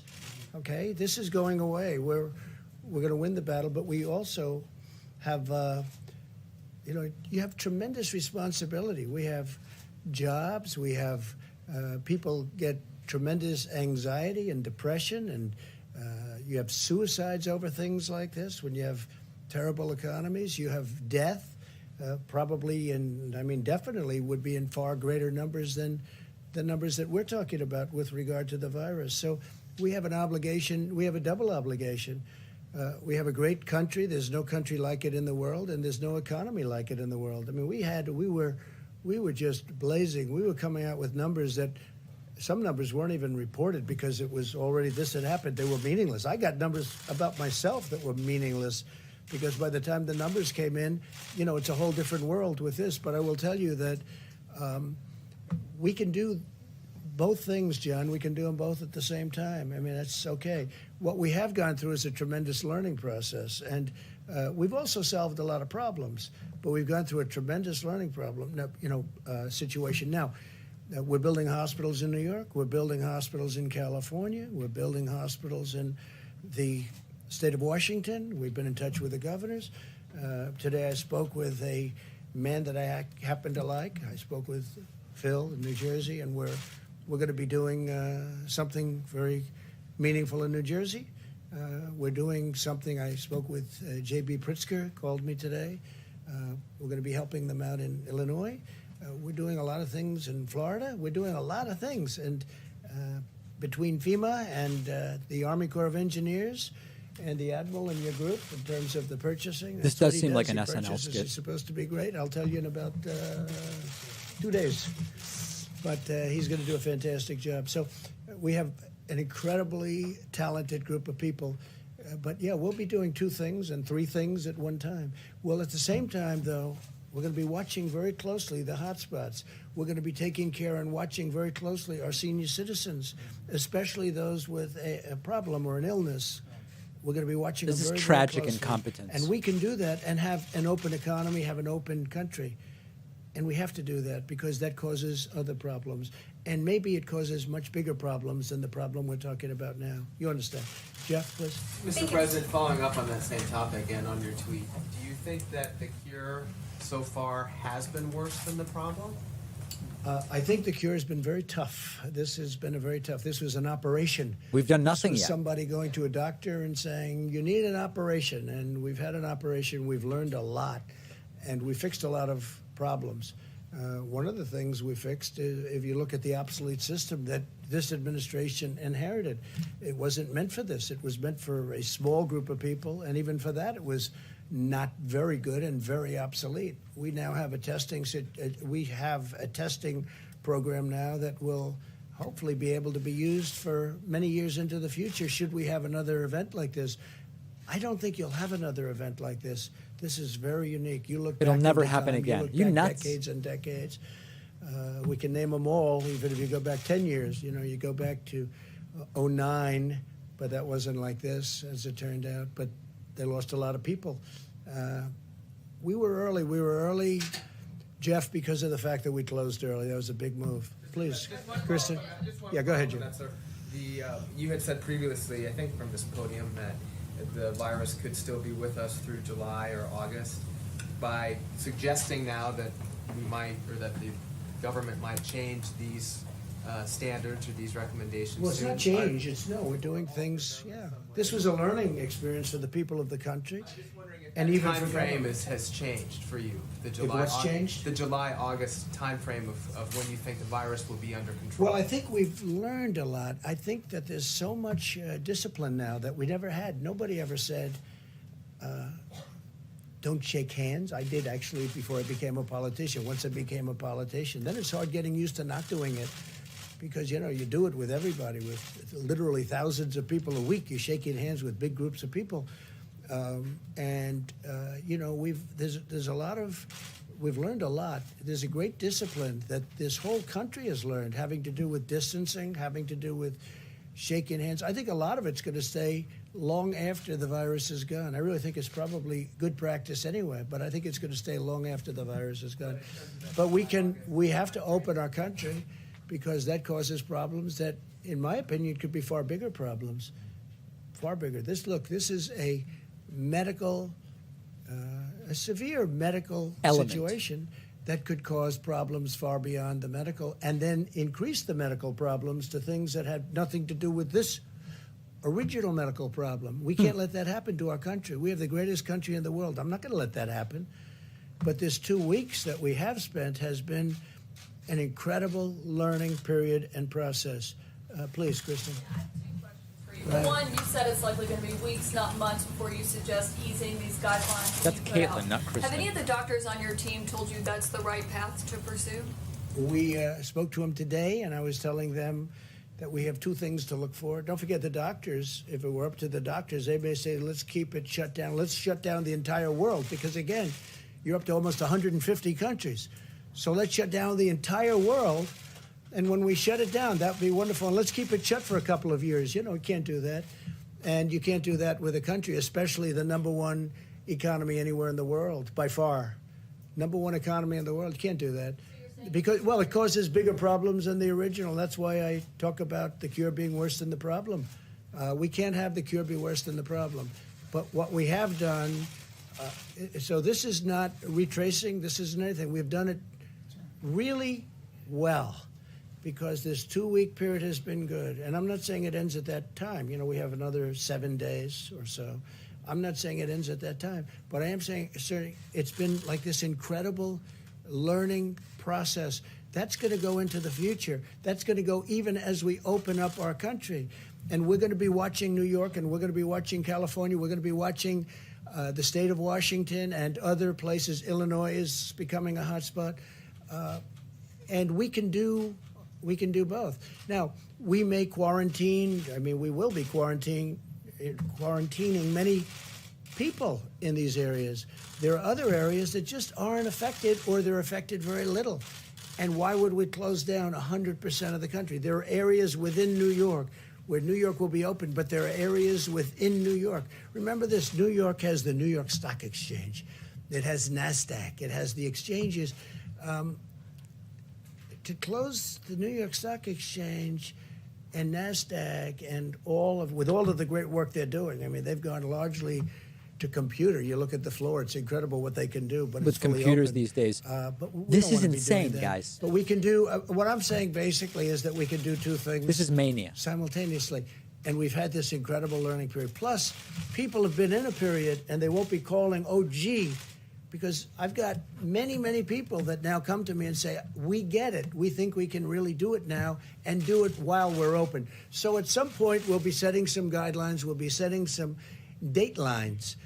date? And we'll be announcing them in the not-too-distant future. Any of the doctors on your team endorsed easing the federal We've not guidelines? endorsed. We talked together, and I think they're okay with it, and I'm okay with it. But this could be a much bigger problem. This could create a much bigger problem than the problem that you start off with. Yes, called Now, Everyone other Gets nations are going to have to Coronavirus. do what they're going to do, but they'll probably do something very similar. But in our case, much more so than anyone else, because of the magnitude of our economy, the tremendous size of what we've built and what we have, and the jobs involved. You know, you have almost 160 million jobs in this country now, the most ever, by far the most ever. The number of jobs, almost 160 million. So we can't turn that off and think it's going to be wonderful. There'll be tremendous repercussions. There will be a tremendous death from that. Death. You know, you're talking about death. Probably more death from that not than working? anything that we're talking about with respect to the virus. Oh, my goodness. If we continue with these strict guidelines than if we ease them? No, I think we're going to do them both. I think that's what I'm saying. I think we can do them both. Now, we haven't announced a date, but we're getting fairly close to coming up with a date, and it's a much shorter period of time than I've been hearing the news report. And I think everybody should be happy with that. But great knowledge was gained. Please. I had two questions for you, Mr. President. My second one is on what your economic advisor, Larry Kudlow, said today. He was talking about this, and he said that there are going to have to be some difficult trade-offs if you do ease these guidelines, because he wants the economy You to be mean with the open again. Democrats you're talking about? No. He was talking about how you said, the cure shouldn't be worse than the problem, and he was talking about reopening the businesses, getting the economy going again. What are those difficult Well, it trade-offs? is true. I mean, if he said I didn't hear him say that, but if he said difficult trade-off, sure, it's less convenient. Before you walk and you hop in the subway and you grab the handle and you go down to wherever you're going on Wall Street and you do all sorts of things. The trade-off and you is go death. in and you open the doors going into your great No, buildings no, or into no. the exchanges, and now you're not going to have to maybe think about doing that, or you're going to think about doing it a different way. No, there are many trade-offs. It's a different life, and maybe it'll remain that way, frankly, after He doesn't get it. the invisible scourge is gone. Maybe it's going pretending. to stay that way. Not a bad thing to stay that way. But no, there are trade-offs. There's no question about that. But I actually think I think in the end we're going to end up being bigger, better, and stronger. We have learned a lot. Please. We're seeing an increase of cases in Latin America, in the Middle East, It's true. in Latin some places in Asia. Are you considering a new round of travel ban? No, we're not really. I mean, something like that could happen, I guess, but we're not really. They thought we were going to have bans within the United States. We didn't do that. We're not going to have that. Hopefully that'll take care of itself. No, in Latin America, there's been an uptick. Yeah, please. Mr. President, just quickly, a second question. What prompted you to say at the beginning of your comments that you're going to take care of the Asian Americans? Has there been something in particular that was? Yeah, because it seems that there could be a little bit of nasty language toward the Asian Americans in our country, and I don't like that at all. Beautiful These bait. are incredible people. They love our country, and I'm not going to let it happen. So I just wanted to make that point.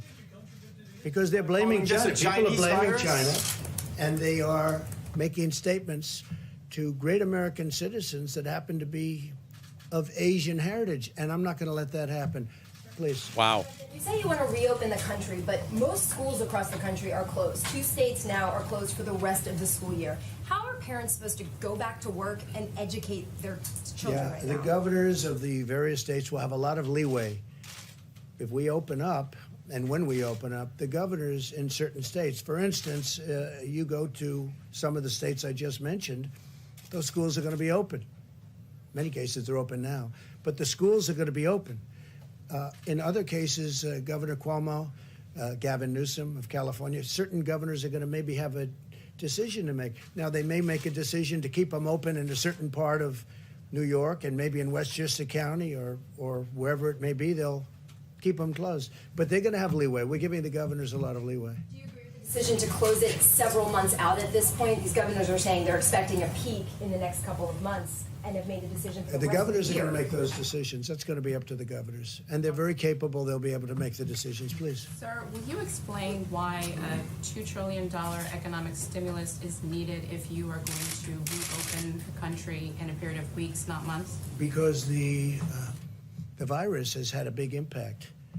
on our country. So we're going to give a stimulus so that the workers Big package. can live their life. It was not their fault. It wasn't the workers' fault.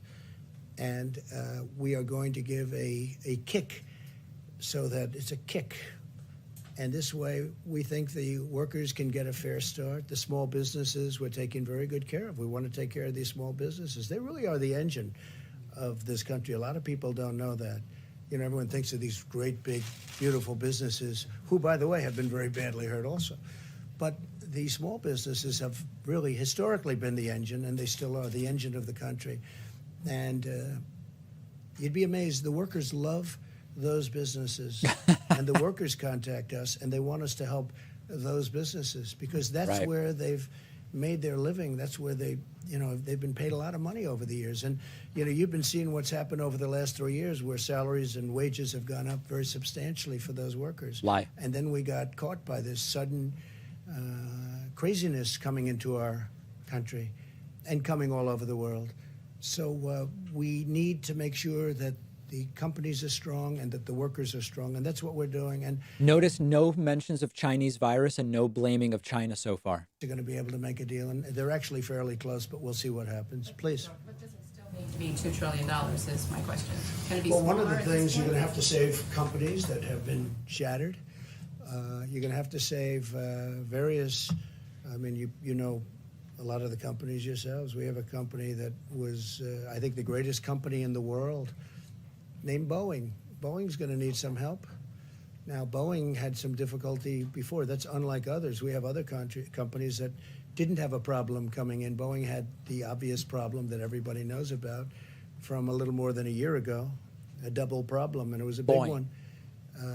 And then on top of it, as they're getting ready to really show their stuff, on top of it, we all get hit by this. And obviously, the airlines are going to have a problem, but the airlines aren't going to be buying from Boeing or from anybody else right now because of this difficulty. So we have to work with the airlines. We have to work with the cruise lines. We have to work with the companies like a Boeing, because Boeing's potentially, again, a great company. It had a very rough period of 13 months, a very rough period, a horrible period, an unbelievable period. If you would have told me this would have happened to Boeing, I wouldn't have believed it, because to me it was, truly one of the truly great, probably almost 1 point of GDP, if you can think of that. It's hard to believe that a company could have that kind of an impact. But Boeing, we have to work with it for two reasons. Number one, it's a great company that we have to save. Number two, it produces unbelievable numbers of jobs. And so, the numbers have to be reflective of that kind of Trump a thing. should 'Cause rap. You know what I'm going to do? We have wonderful people behind us that are working very hard, and we want Bill to get back to the Department of Justice, and we want the Admiral to start going and doing your job, and the same thing with Deb. If anybody would have any questions, maybe I'll ask Mike to stay around, but if anybody would have any questions for the group, and otherwise I'll let them go back to work, please. If we just clarify with Dr. Birx, we seem to be talking about different geographical slopes on this. The curve would be changing. And yet you just said that 20% numbers coming out of New York gives an indication that we don't quite know when the seeds, to use your metaphor, were planted. So how confident are you on the start dates of each curve for each of the geographical areas Good that question. the president seems to be indicating we'll be adjusting the policy for? So that's a very good question. So what we do know is now we can backtrack from people who get very seriously ill to when they probably got infected versus when they were exposed. And so when you start backing out each of those pieces, when you start seeing hospitalized patients, you know that the virus has probably been there for 3 to 4 weeks, substantially circulating within the population. So that's what we're looking for. Now, as all of our testing is improved, and we want to really applaud the group who has worked on it. If you look at the pandemic flu preparedness, all of this was built on a flu platform. It was never, ever thought that you'd have a simultaneous respiratory disease hitting at exactly the same time as your flu hits in the country. And so when you're doing all of your flu surveillance, you could have small cases of these pneumonias and flu-like illnesses characterized as a flu-like illness for the last 4 to 6 weeks. And so that's really a caution to all of us. And so when we get through all of this, we'll be looking at each of the pandemic preparedness plans. A long way of saying we know Washington State is a little bit ahead of New York because of the hospitalization records. What we will get to as a country with the non-testing that will be available is being able to do what the president talked about simultaneously doing containment contract tracing at the same time you're doing mitigation. And I think right now we put everything into mitigation.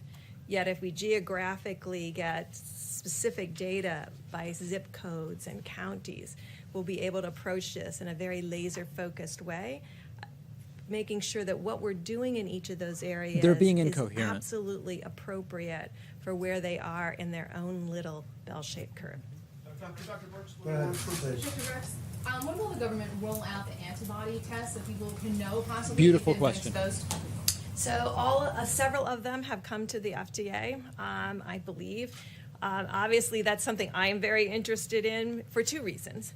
One, it will give us a retrospective on where these infections were, who was actually infected, and how really asymptomatic versus mild versus all of that comes into the spectrum. Secondly, by people who have high titers of those antibodies, those can become our solution with plasmapheresis for those in need and the making of hyperimmune globulin. So knowing who they are becomes really critical. Yep. But I think we're still a couple of weeks out. I have to go back and talk to the FDA where each of these are, because this is what saved us with when you do flu swabs, when you do strep throat swabs, and now where you do an HIV test. So these are the kinds of tests that we know will be critical in the future. I wanted to say one other thing, because you see a lot of numbers out there about 70% of the population is going to get infected or 60% of the population based on those models. Understand that the way you get to that number is you do nothing, and it goes through 3 cycles. So they're talking about this cycle that we're currently in, another cycle in 2021, and a third cycle in 21-22 in order to get that level of population infected. And you know we will have vaccines most likely by the 21-22 season. And we're going to hopefully have therapeutics in the fall of the next season. So the reason we're so much focused on blunting the curve for this piece is if the virus comes back, we'll have much more facility both for diagnosis, testing, monoclonal antibodies, treatments, and then the vaccine. And Dr. Burks, a question about the serology blood tests, which some people said hold some real promise here. When will those be FDA approved, and when will they be widely available? So that's what she was just asking about. So these IgGs and IgM, both point of care, I can tell you it would be no problem making ELISA today. But then you're drawing blood, you're processing blood, you're running plates. That's what we did in the past. We really want a finger prick type assay where you can just put a finger prick on and get your IgG and IgM. So that's what we're working on right now. Realistically, how long until that's approved and available?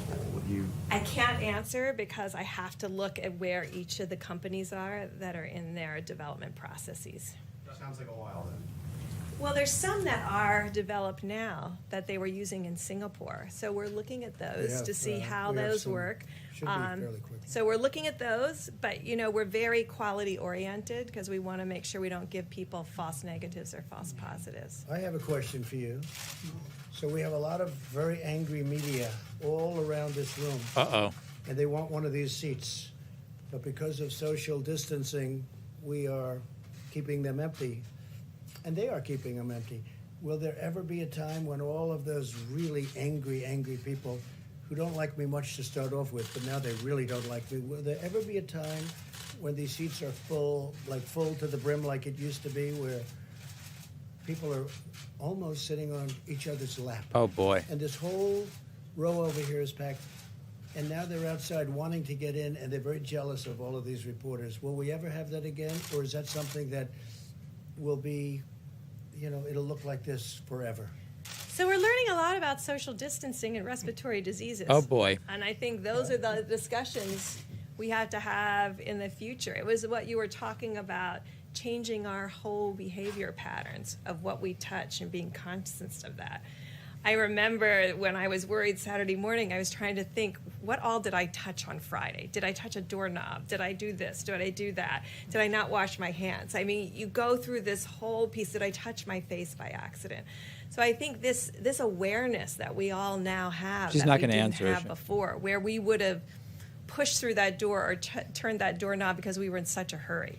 Now I think all of us think twice. I think all of you think twice. But when the virus is gone, will the people be allowed to sit next to each other again, in your opinion, in a tight room with a tight? I don't know. You'll have to look and see if we have a new respiratory piece. Certainly, this is the way we set up every clinic all around the world when we're worried about TB and TB transmission. Oh, dear. I'm wondering if you could comment on the new measures that Britain has put into place. Also, Germany has said it doesn't want to have crowds of less than 2 people except for families, which is a pretty restrictive number. Does that inform your thinking as you are coming up with advice for this next period for the president and the vice president? The president and vice president have asked us to look at every single scenario in every single country. Because the more data we have, Off goes the Barr. more our decisions can be Get 'em out. completely data informed and really understanding what impact that has. I mean, we're interested right now. I mean, Italy obviously waited until about March 7th. The virus had been circulating And he's out. for They're shutting almost the 4 screens off, weeks, too. Oh, it's back on. before actually going into that methodology. But for the first time, it looks like their mortality rates are starting to decline, which would be an illustration that things that they did 2 and 3 weeks ago may actually have an impact. Those are the kinds of data we're looking at very carefully, as well as very careful data within the United States of exactly where the virus is, what's the attack rate, has it moved out of its more confined geography, and really looking at each of those pieces of information. It's a lot of data to go through. What do you make of Germany and Britain's moves? Well, I think if you remember just a week ago, Britain had a very different approach. So everybody is adapting to their data. I haven't looked at the data that informed that decision, so I can't really comment on how they got to that decision there or in Germany. Just to be clear, do you agree with the president's push to reopen the country? He said some of his doctors that he's talking to about this, he says, I think they're okay with it. Are you okay with that? What the president has asked us to do is to assemble all the data and give him our best medical recommendation based on all the data. That's what he's asked us to do. And so that's what we'll be doing this week. We were going to have to do it this week anyway because we had to make a decision come Monday about the 15 days to reduce social spread. So this is consistent with our mandate to really use every piece of information that we can in order to give the president our opinion that's backed up by data. Not our perception, but our opinion that's backed up by data. Data now, you think you could in a week? Like, what would your assessment be of right now? Well, we're pulling all of the data She doesn't have pieces the data. in now, Yep. and that's really critical. You're not I gonna don't get an like answer. I will never speculate on data. Right. I will have to see the data in order to Data, really data, understand. data. And I think a big factor is the mortality rate. We're talking about the mortality rate.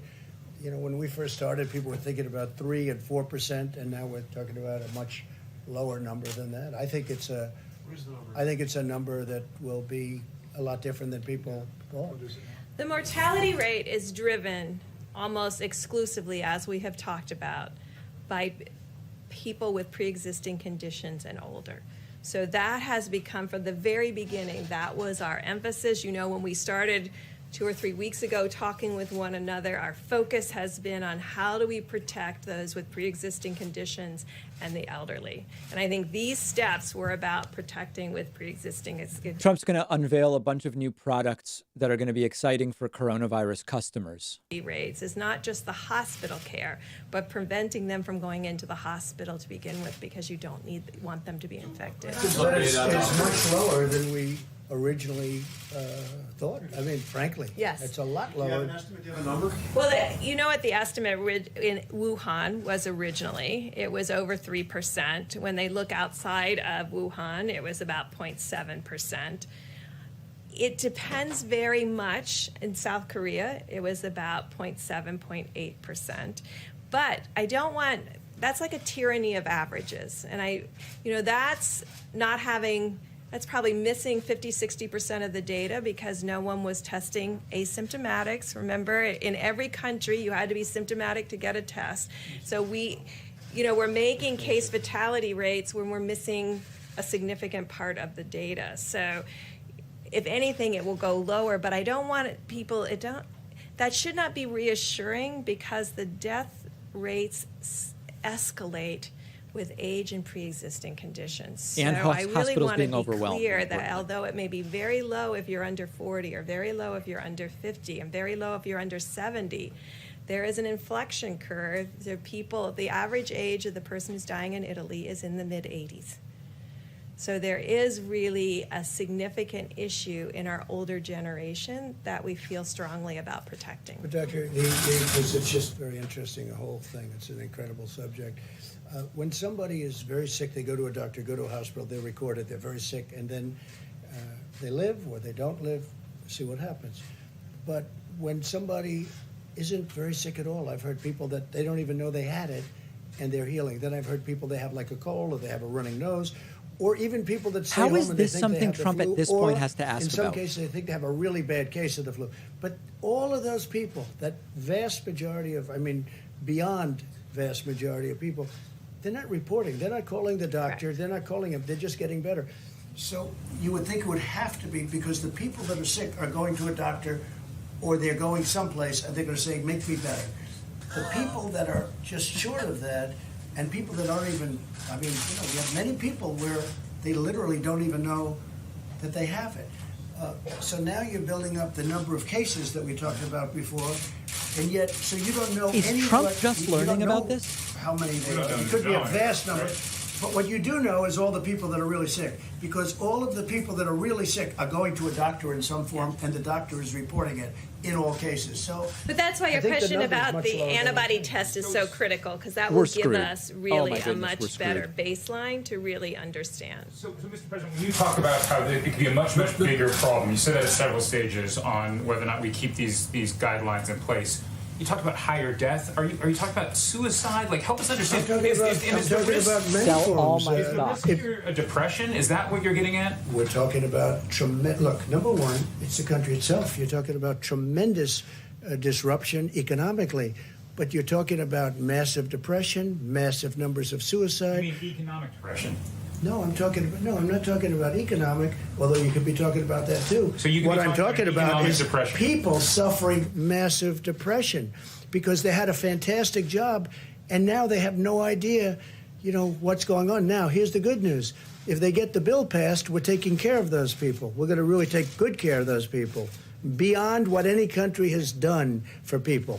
But there's never been anything like this. No, I'm talking about where people suffer massive depression, He's gotta get off where the people stage. commit suicide, where tremendous death happens. Now, in addition to that, we're talking about economic, where you really hurt a country. It could take years and years to recover.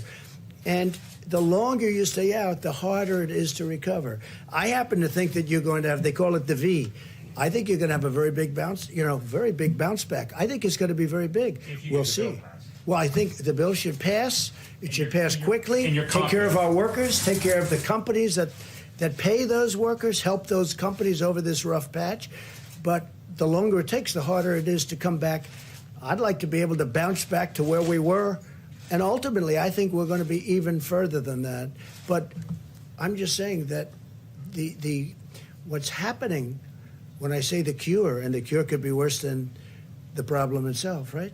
That's what we can't let that happen. We can't let that happen. We've learned so much, and so many good things are going to happen for our country. We can't let this continue to go on. So what we're doing is we're meeting with the doctors, Dr. Fauci, Dr. Birx, and others, and we've already started the discussion. And I can say that, I'm a student like your students. We're all learning this together. I learned a lot from Deborah. I learned a lot from the last 5 minutes. Tony. I learned a lot from a lot of people. You get the feeling half of what Trump knows he learned during this press conference. I've learned a lot. We're going to come up with a date, and we're going to do two things. We can do two things at one time. At the same time, we're going to be very vigilant. We're going to be so vigilant in terms of all of the things that we have to do that we've been talking about for the last 2 weeks ad nauseum. And I think it's going to be ultimately a far better solution for our country. Yeah, please, go ahead. What advice is Dr. Fauci? Deborah, why don't you go back? And we want her to go back to work immediately. Thank you. Great job. Thank you, Deborah. Can I have one more question? Yeah. Deborah? One more. Come This on. should really They won't wrap. let you go. So there's still 1 week left to go and 15 days to slow the spread. Doesn't talk of reopening the government quickly undermine that? I mean, why would anyone today still social distance or not run out to see Actually, the it cherry should blossoms? reinforce it. Because if people know that we're considering and trying to understand the impact of the good work that they have done, I think it reinforces them to do good work for the next whatever it is. Flat out idiotic. Days, weeks in the future. Because it says Idiotic to them, answer. we're looking very carefully of the impact that the work that you did, the selfishness that you brought to this, the Selfishness. ability to stay home with your fabulous children, your ability to social distance, the ability to give up on going to restaurants and just having takeout, all of those sacrifices, the ability of your protecting our elder generation, the greatest generation, and making sure they're safe in nursing homes, but not seeing them. All of us have made sacrifices. I haven't seen my grandchildren in 3 weeks. I know other people are like that they have really made those personal sacrifices. What we're asking every American to do is to make those personal sacrifices for these next week and now, so that we can evaluate the impact of that sacrifice. So I think, if anything, it strengthens the willpower to say, yes, I can do this. Thank you. Thank you. Mr. President. So, can I ask, where is Dr. Fauci Go ahead, today? please. Go ahead. 1 second, please. Yeah, where is Sir, one thing some public health officials have said would be helpful is to open back up the ACA exchanges so that people who are worried about perhaps getting treatment could go sign up for insurance now, even though the open enrollment period is open. Imagine that. That's something you can do with Well, it is. It's something we're talking to a lot of people about. We'll see what happens. Trump We're might talking to people reopen about ACA. it. Go ahead, please. Where is Dr. Fauci right now? Why is he not at this briefing? Will he attend future ones? Well, And I was just with him for a long time. And, he's at the task force meeting right now. We have a task force meeting. He was there. does he agree with you about the need to reopen the economy soon? Well, he doesn't not agree. I mean, we had a long talk. He doesn't He understands not agree. there's tremendous. He's a doctor. There's a tremendous cost to our country, both in terms of lives and in terms of economics, and in terms of many, many years of rebuilding something that was a fine-tuned machine. It was nobody's fault. It just happened. This horrible virus came from wherever, and it just happened. It just happened. He fully understands that. No, he's a good man. I like Dr. Fauci a lot, just so you understand. No, he's not here because we really weren't discussing what he's best at, but he'll be back up very soon. Yeah, please. And we'll be discussing dates and times with him. And we are talking about I don't want to use the word abbreviated because so much has been gained by what we've done, but we're talking about not during the period, during the 14 or 15 days, but not too long after that. Which I think is going to make a lot of people happy. It's going to make a lot of companies happy. It's going to make a lot of workers happy. Yeah, John? Mr. President, so ultimately, will you take Dr. Fauci's recommendation on this, or are you thinking he's just looking at one set of inputs? I would certainly, he's very important to me, and I will be listening to him. I'll be listening to Deborah, who you just spoke to. I'll be listening to other experts. We have Larry a Kudlow, lot of I'm people sure. that are very good at this. And ultimately, it's a balancing act. But, the expression, we can do two things at one time. And we've got an incredible country. We have to keep it that way. And that includes... Trump's talking about reopening. Half of the Senate might have the virus within 2 weeks. That way. Mr. President, on the social I think that's a distancing, I'll get you in a second. you're talking about social distancing amongst us reporters, and you mentioned that one of our own has come down or Yes. potentially come down. Even if someone does come down in the White House press corps, would you pledge to the American people that you'll keep this room open? We're clearly 6 feet apart. Well, I've gotten to like this room. This room is Well, you very keep open for these convenient. I briefings. can say, from the standpoint of being president of the United States, this has been a very convenient room for all of us. You people have set up So I never even thought of closing it. So you're asking me a question that I never thought in terms of closing it. Can you give me a good reason to close it? We could build a larger one. Opportunity to keep. I mean, you see. I don't want to make commitments like that because it's not something I've ever really thought about. There are certain people that would like to see a larger room built. We need a larger room. Other presidents didn't need such a large room, but we need a larger room. And there are some people, but it's not something that is really on my mind, to be honest with you. Yes, please. All right, so quarter two, we know it's going to be brutal. Who are you listening to? Where is the brain trust to help get us through that period? And also, has your opinion of the chair Which period? Quarter two, the second quarter, JP Morgan Stanley, Goldman Sachs, they're Sure. all predicting a pretty dire second quarter. So who are you listening to? Where's the brain trust? You have all these medical advisors. I think we're listening to many people. I mean, that was my world. I know many of those people. I have many people that are friends of mine, some enemies also, by the way. But, it's been a good world for me. I like that world. I like those people. They're tough and they're smart. But I listen to many of them. Ultimately, they all go into that computer, and I say, this is what we're going to do. I have to make a decision. This is a very important man right here to my right, our great vice president, because he's got a great instinct about things, too. So I'm going to be listening to Mike. He's headed up the task force, I think, brilliantly. I think it's going to go down as that. He's in charge of really praying done a away job. He's coronavirus. been, not only has he been good, he's been soothing. He's really been great for the American public to watch it. And I mean that in the most positive way. Imagine that. There is a solidity with Mike that you don't find in many people. He's been soothing. He's been good for the American public. They have confidence in him. I think he's done an incredible job. And his advice is very, very important to me. So he's going to be he didn't come from that world, the world of finance, but he understands the world of finance. He was a great governor in Indiana. And he's going to come out of this whole thing with a ton of money. So you won't give us even one name of someone else you're listening to? Well, I could give you a whole list, and we'll probably even set up committees. I'd rather not give you one because then I'm going to leave out. I have spoken to so many people, and I'm. Turned on the spigot today. What? Are you happier with the Fed now that he's turned on the spigot? I am happy with him. Yes, Spigot? I think he's. Spigot. I really think he's caught up, and he's done the right thing. And I think ultimately, we will be rewarded because of the decision he made over the last. He's really stepped up over the last week, and I have to tell you, I called him today, and I said, Jerome, good job. You really did it. It might be. He was, a little bit slower than I would have liked in the sense of what he was doing. Now, other people might have liked it.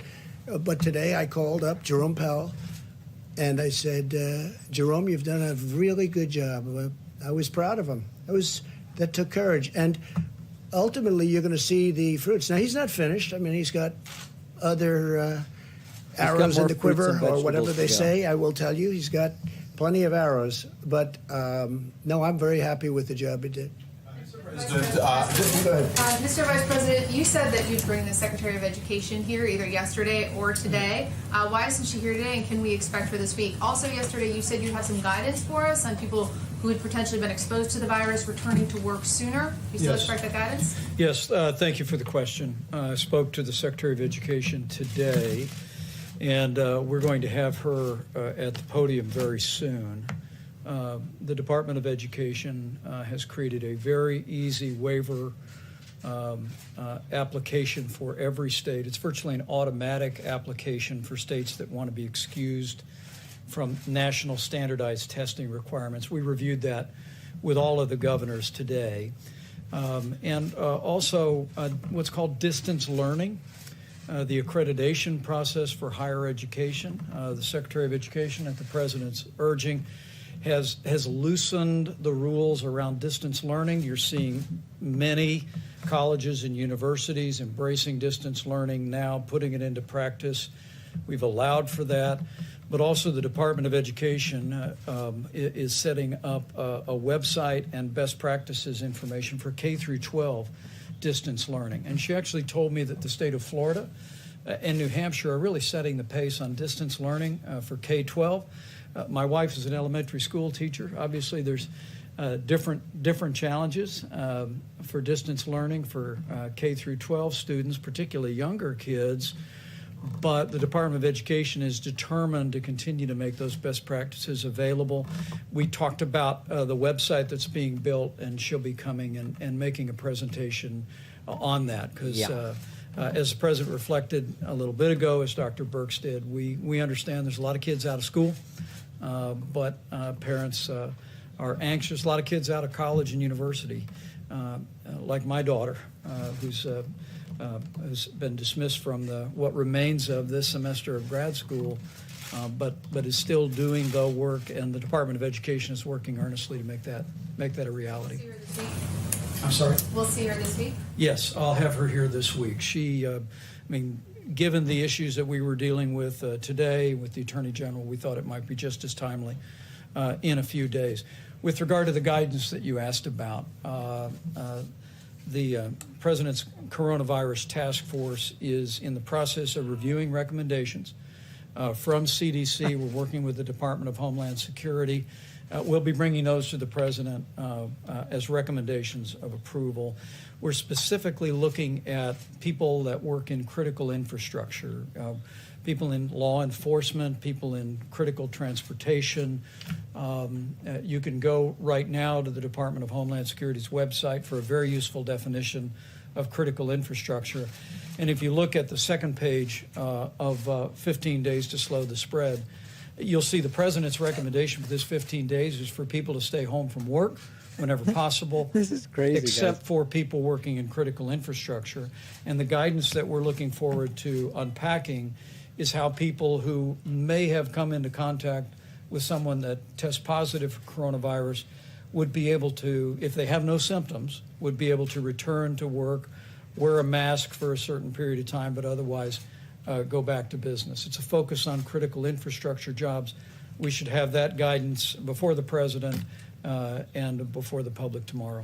Mr. President, we have understandably a patchwork of plans. By the way, at the moment. I just want to say while we're thinking about it, China has very much stepped up, as you probably know, the agricultural purchases from our farmers and some other purchases too. So they have a difficult time also right now, but they very much stepped up their purchases and significantly. So we're very happy about that. The other thing, I'm standing here in this case with our Vice President, trying to let you ask anything you want having to do with the subject, which frankly is pretty much all anyone cares about right now. But because I think it's very important. I don't want to stand here for 2 hours and do this, but I think it's important that, I call it get it out of your system. Give us any question about it, because I think it's important for the public to know. So we don't want to answer 2 questions and leave. We want to answer your questions. That's why we're doing this for so long. And I think it gives our country confidence, and it gives, I think we're giving, we're all gaining knowledge. This has been an unbelievable process, but we're all getting knowledge. So I want to, stay here. Sometimes we're here for 2 hours and we're answering questions. At least you will say that I'm very transparent. Oh, boy. I think you're going to have a hard time saying he is not transparent. But we take a lot of questions from you. Unfortunately, some of them are repetitive, and some of them are fantastic questions. Some are nasty. Some of these questions are great. Some of the questions lead to us solving a problem. You bring up problems that people didn't know existed. But I just want to let you know, so we're doing this so that we can be transparent, so that we can get everything out. Yeah, go ahead, please. Mr. President, we have a patchwork of plans, understandably, at the moment. Are you coordinating an economic response with the leaders of the G7 at the moment? You are? Yeah, we're very, very close to them. We had a couple of great talks, plus I've spoken to a number of them individually. We're very, very closely aligned. Please. One for the Vice President, real quickly, and then one for you. Vice President Pitts, we were talking about those self-swab tests.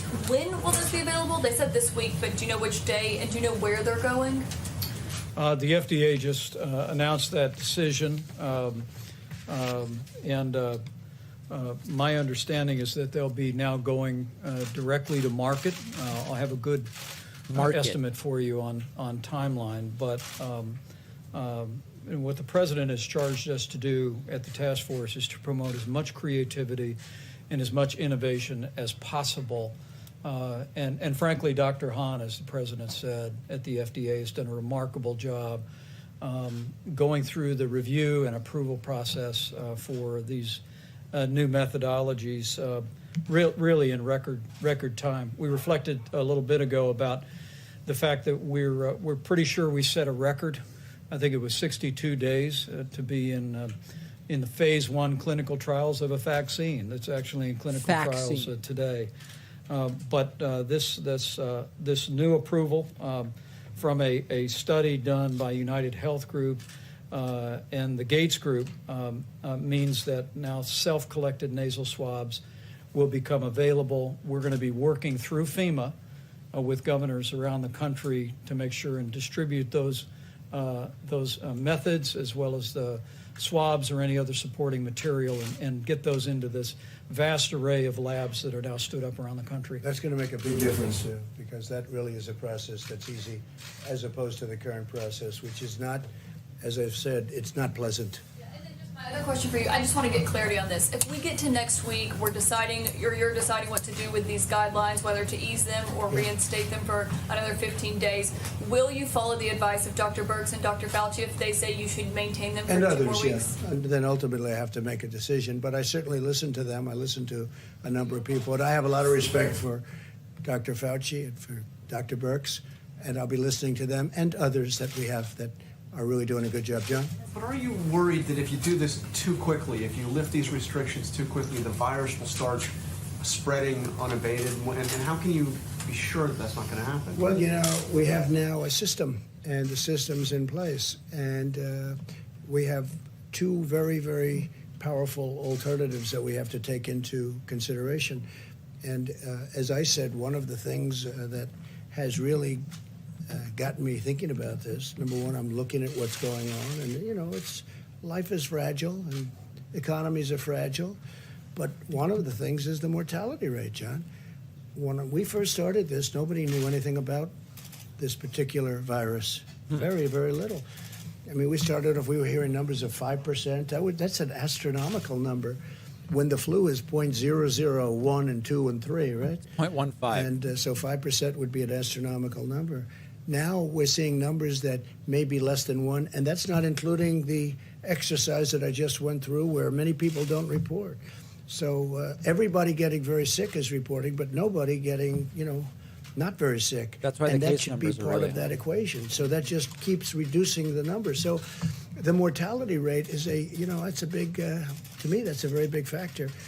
When we were hearing 3 and 4%, remember we had one day where we thought it was 5%, and we were getting a lot of bad numbers from countries that, I don't know why, but we were getting a lot of bad numbers. I do wish, our relationship's very good with China, but I wish they could have told us about this a little bit sooner, you know that. But the mortality rate's a big thing for me because I think we're very substantially under 1% now. That's it's still terrible. It's a big deal. Still the whole thing. The whole concept of death is terrible. But there's a tremendous difference between something under 1% and 4 or 5 or even 3%. So that's something that we're learning now. And I think the number may be lower than people think because of what I've been saying. Yeah, please. Mr. President, have you instructed Secretary Mnuchin and